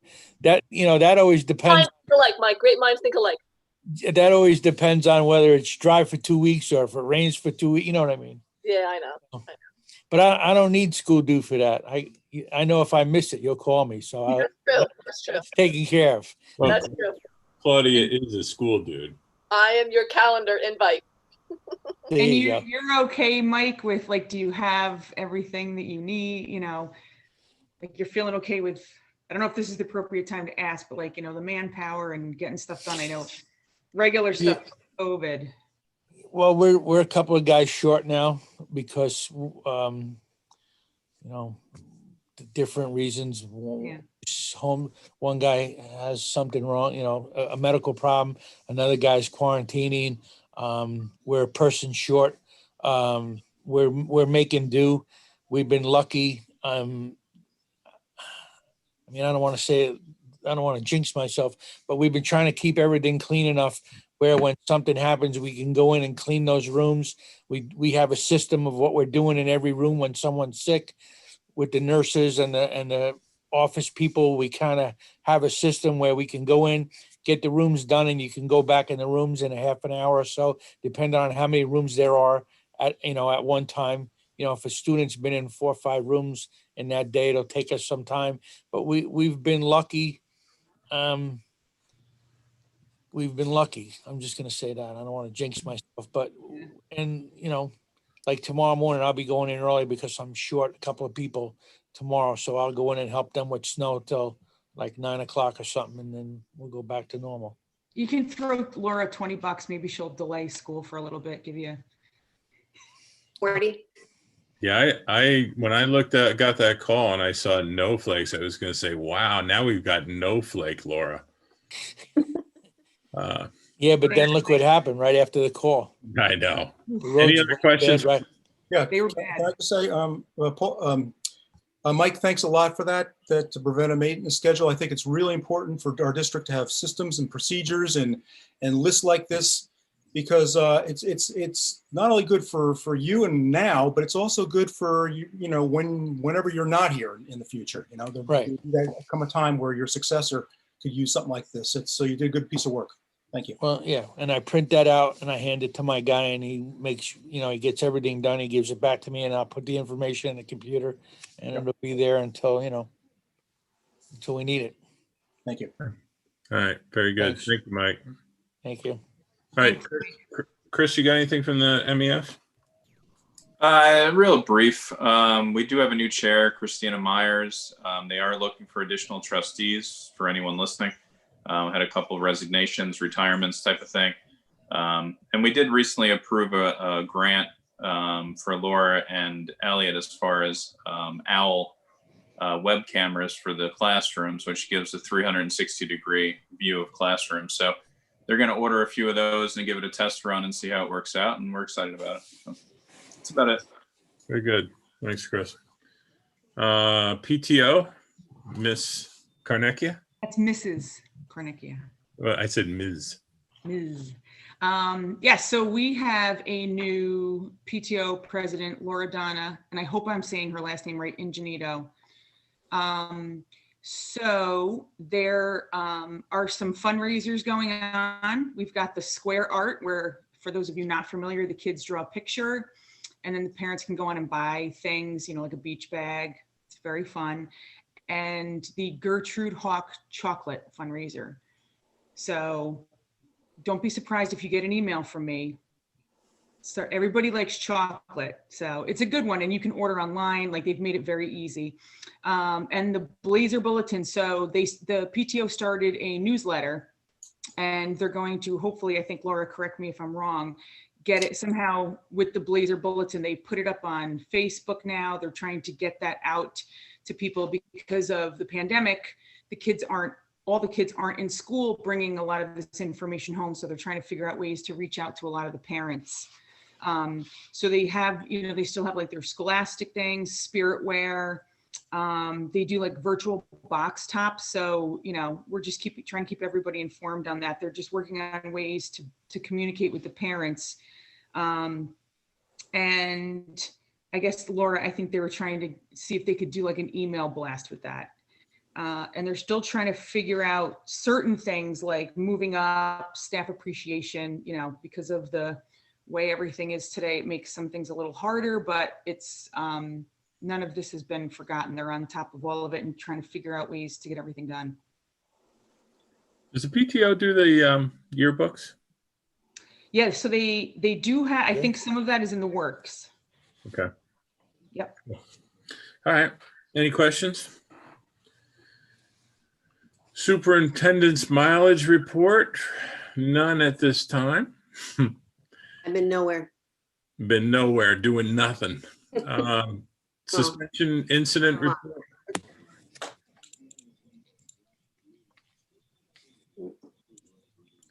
Is any questions on that? All right. So why don't we go to, why don't we go, where the heck? Go to the questions from the public. Cheryl, you back? I am. I'm on my phone. We did have questions from the public, but they were all about the athletics, and we covered all of those. So I think we are good with the questions. Okay, very good. All right, future agenda items. Does anyone have something they want to get on a future agenda? Perry, are we able to see the questions that are we allowed to see the questions that were put forth, that were sent in? Can we, as a board, see them eventually? Yeah, I mean, I don't see why not. They're public information. Okay. Cheryl, would you be able to like screenshot those maybe and just send them to us? Yeah, it's just a Google Doc actually that is that I have permission to, so I can always share it with you guys. Okay, perfect. Yep. Thanks. You're welcome. Okay, and then I do have a subject. I think the board had asked the group that got together for the to look at super eval. We got together a couple times. We were ready to report tonight. I don't see it scheduled, so maybe we could do it, whenever you want, next time or. okay, well, we can actually, I mean, we're going to have this workshop or what do you call it, retreat on the 17th. Well, I think actually, yeah, you're right. Maybe what we'll do is we can just add an agenda item just to talk about that right after we do the board expectations for next week.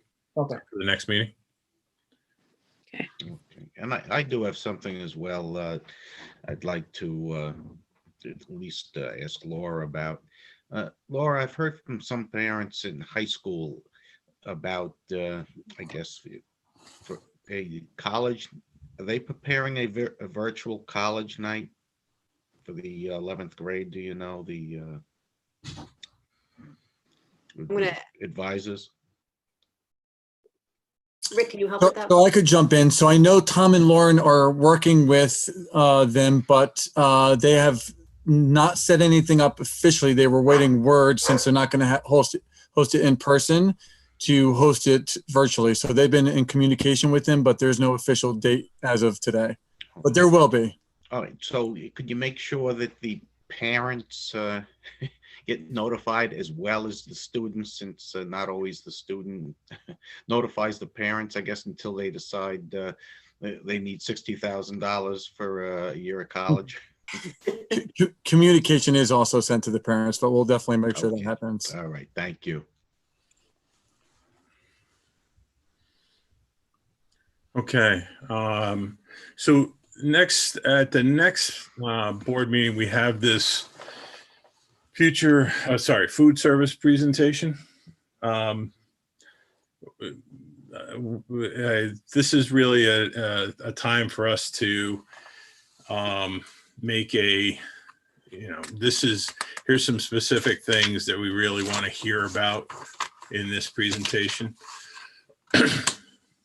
So does anybody, to me, I want us to be able to see, how we're tracking, what we're tracking, how we're tracking it. What is the, has there been any feedback on the food that's being, I'll call it served or delivered in the, especially the in-school kids. But is there any other specifics that the board would like to hear regarding that presentation? I think our group's getting together to talk about that. I could relay some things now or then. Well, no, if this is more just in case somebody, is expecting, I don't know, a Venn diagram of I don't know, I'm making it up. If there's an expectation from the board on these presentations, things that we want to see. I know you guys have this sort of already under control. Right. Thanks for doing this. Yeah. There's two questions I had, and I'm not sure it's related to food services. So I don't know if that's part of the presentation or not. The first one is there is a fund before all the meals were free, you would put money on an account for your children. And I don't know if other parents have if there's a balance on there, because all of a sudden food was free. Yep. So those balances, Jen, would be maintained on the account. So they're still there, and parents will be able to access them when they have to start paying again. I was going to say, and no one's got a crystal ball about that, but and then the only other thing is with I know with the younger kids, I've just heard from a number of parents, there's a lot of picky eaters. So just little things that would be really great is if they're supposed to have popcorn chicken that day and it gets changed, I'm assuming they know the day before, if they can just send out communications, because I just, some parents send their kids to school thinking they're going to eat and they don't eat. So just the little things like that. And I know that they're so busy, but just with the food menu, that was it. Okay. All right. So, yeah, John, do you want to take us through before we go to executive session, the discussion on that tool? Oh, SuperVal? Yeah. Paul's missing. He was part of that too. So, yeah, I guess so. So we got together. It was Chris, myself, Laura, and Paul. We got together, I think it was Thursday or Friday last week, and then again for an update on pricing. We had a presentation by SuperVal, and then we got together yesterday to talk about where we want to go from here and talk about some pricing too. And so let me comment on a few things. So there's benefits to SuperVal. There's one thing it does is it does separate content. If there was ever a requirement for a FOIL of the evaluation, some information of number of the comments, of course, would not go out. So it separates content of what can be released publicly, or not publicly, but via special request, or stays confidential. So the tool does that. It also has electronic storage of evidence. That's kind of a minor. I mean, this tool is a nicety. it doesn't, I don't think it radically changes things, but it's a nicety. It can help. It also does a collation of comments, and I'll circle back to this topic about comments. I just want to make one more statement. It also obviously saves time. It saves time on the folks doing manual tasks to assemble information coming back from the board members, kind of collate it all, and collate comments and things like that. So, Hey, John, are you comparing it to like the process or sort of process we have now? Or yes, I'm saying the benefits of this tool. Yes. Okay. Yeah. So about comments, we talked about that. The group all felt the comments were kind of important for the whole board to see because it can change the summary. Sometimes the numeric system where you have a very highly effective, the Heidi thing. Sometimes that doesn't give enough detail, and comments kind of give more people's thinking, and sometimes there could be some highs or lows that are factored into those things, but other people kind of would be interested in seeing some of those comments. And also, so the NISBA tool does handle comments, and it's kind of flexible in how it does it. You can provide comments to superintendent anonymously, you can provide it with names, or you don't have to provide comments at all. So we thought that the tool was a good idea. We supported the tool if we're going to use it for giving comments back to the superintendent. If we're not going to do that, we weren't as well. It has less value, I think. This one or the NISBA one? No, SuperEval, the tool. Okay. All right. Nothing to do with the. We had a discussion last time, and we decided NISBA is the format and number of characteristics we want to look at. Okay. In addition to district goals. I guess regarding the follow-on presentation work session with NISBA, if the board wants to, if the board agrees that comments are an important part that the superintendent would be useful, then this tool would be a good fit. And if the board believes in comments, then it would make sense to have this. Would make more sense to have the NISBA work session. I myself think you could look at the NISCUS and you could look at the NISBA plans. You can understand the questions pretty easily. You can understand how to grade someone. You can understand you put a comment in a box and you press enter. I mean, it's pretty simple stuff. Yeah. And also in those templates, they also talk about the process. They talk about picking dates for certain key milestones. Yeah. So to me, a work session, it's pretty simple. It's a simple thing. We've never needed something like that in the past. And well, it's up to the board. If the board wants it, I'll support the work session, but I don't think it will take 3 or 4 hours. Well, I was hoping to, if we chose a tool, not just the process, to get some, I'll call it education on the tool itself.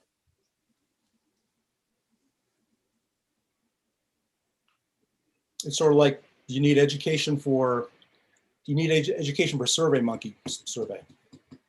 Is that, it's that easy to do? It's pretty easy, yes. Okay. You get your 10 questions, and you get maybe 3 to 5 district goals. You grade them the same way. You can put optional comments. I mean, press enter, go on the next one. It's pretty simple stuff. Okay. In my opinion. Now, Chris, maybe you have a different opinion. Laura, please. No. The important point we wanted to center on is: does the board agree that the comments? Do they support us with the comments going back to the superintendent? All people's comments. I may just add to the conversation. Can you hear me? Yep. Great. I think there are 2 pieces here. There is the superintendent evaluation, and that's through NISBA. And that's a number of attributes that you're looking for, or strengths or skills that you want your superintendent to hone in on, sharpen her skills, set goals, and then I would set objectives on how to meet those goals. And the retreat was more about, and maybe correct me if I'm wrong, my understanding is it's to norm the language around that rubric. So what exactly does effective mean? What does highly effective mean? What does communication, clear communication with the board mean? It could look very different or sound very different for John, and then Claudia could be thinking something totally different. So the retreat is to norm that language so that everybody's on the same sort of baseline of understanding what the expectations are, what the language means, and how to set goals and give research, fact-based feedback to me so that I can use that to inform my decisions moving forward. Then there's the super eval, which is a tool to house that rubric. And it begins with the board's goals, then triggers, then it's pushed out to me where it requires me to set up those objectives, the journey, the things that the administrative team, the steps that we have to take to meet those goals. And to John's point, there's not much to learn about that. It's sort of an easy tool. It's pretty natural in its progression, easy to follow. But I think really the concentration is about the language of that rubric. So everybody has a strong understanding about what each piece means, so that I can be given the feedback that I need to become a better leader, and also move the district forward. And I mean, my take on it was, we're a very young board from a time on the board standpoint. And I think it would be a good opportunity for us to all level set. And maybe it takes, a couple hours. But or maybe it doesn't. Maybe it takes 3 or 4 hours. But that was my take on having the retreat. But you can all think about it. We can always cancel the retreat too. I will say one thing about the retreat, and yes, it does. That is a good thing to kind of calibrate. How you critique. But the only thing is, as we get new board members, I'm kind of disturbed in that. How would we keep that up? How would we calibrate for new board members coming in the future also? So it's one thing to do it this year, but it's like, would you be doing that every time somebody new comes in? It would be interesting to see if we could record the retreats, especially since we're all on Zoom, and then just make that available to new board members when it comes time to, just watch the retreat. And Cheryl and I have spoken about materials or things that we could help provide to new board members, and kind of creating a resource bank. So that could be part of that resource bank. So it's a good idea of recording it, or we just make sure that the training continues for every round of new board members. But also, I mean, the thing that we'd have to get clear, like everything else, is whether NYSBA has a problem with us recording their retreat. Or not their, but you know what I mean? I can ask them that when I touch base with Ellen tomorrow. I can find out. I don't think that they would have an issue, but I can certainly verify it. Make sure. And for the board members, let's, on our first meeting in February, if you guys feel like we, it's not worth the effort to do that, let's, we can cancel it. So circling back to John's point real quick, I mean, do the other board members feel that putting their own personal comments on the evaluations is important? Because that's really we came down to that as pretty much the breaking point. It does automate it. It does make it easier. It does separate it. It does compare, what Laura thinks of her performance versus us right in front of you. A lot of nice things, but, as far as just trying to save costs, we came down to the comments was the biggest thing. So if as a board, we don't want to add comments, we might as well just use the NYSBA straight out of the box and not use super eval. Well, we have always included the comments. You know, I mean, and it sounds like we could make them anonymous if people are worried, you know, about such a thing. But I mean, a 1 with no explanation, Right. you know, Well, I don't that's know. how we all felt on the call anyway. So- Paul, John, and I, and Laura. So we just wanted to make sure the board agreed. That's all. Yeah, what I mean comments, meaning specific board comments about each specific characteristic we're talking about, not, which is different than the summary. Yeah, Summary, of course, is always done. Yes. So what do you guys think? I guess Claudia, Jen, how were you there, Howard? No. So what do you guys think?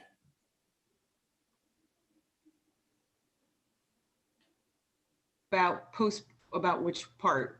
Like including, like if you, if the thing is, the question is, you know, is an effective leader, and you put a 1 or a 4, and do you want to put a comment in there like why you said that, and you know, give examples, or is it just sort of the number and that's it?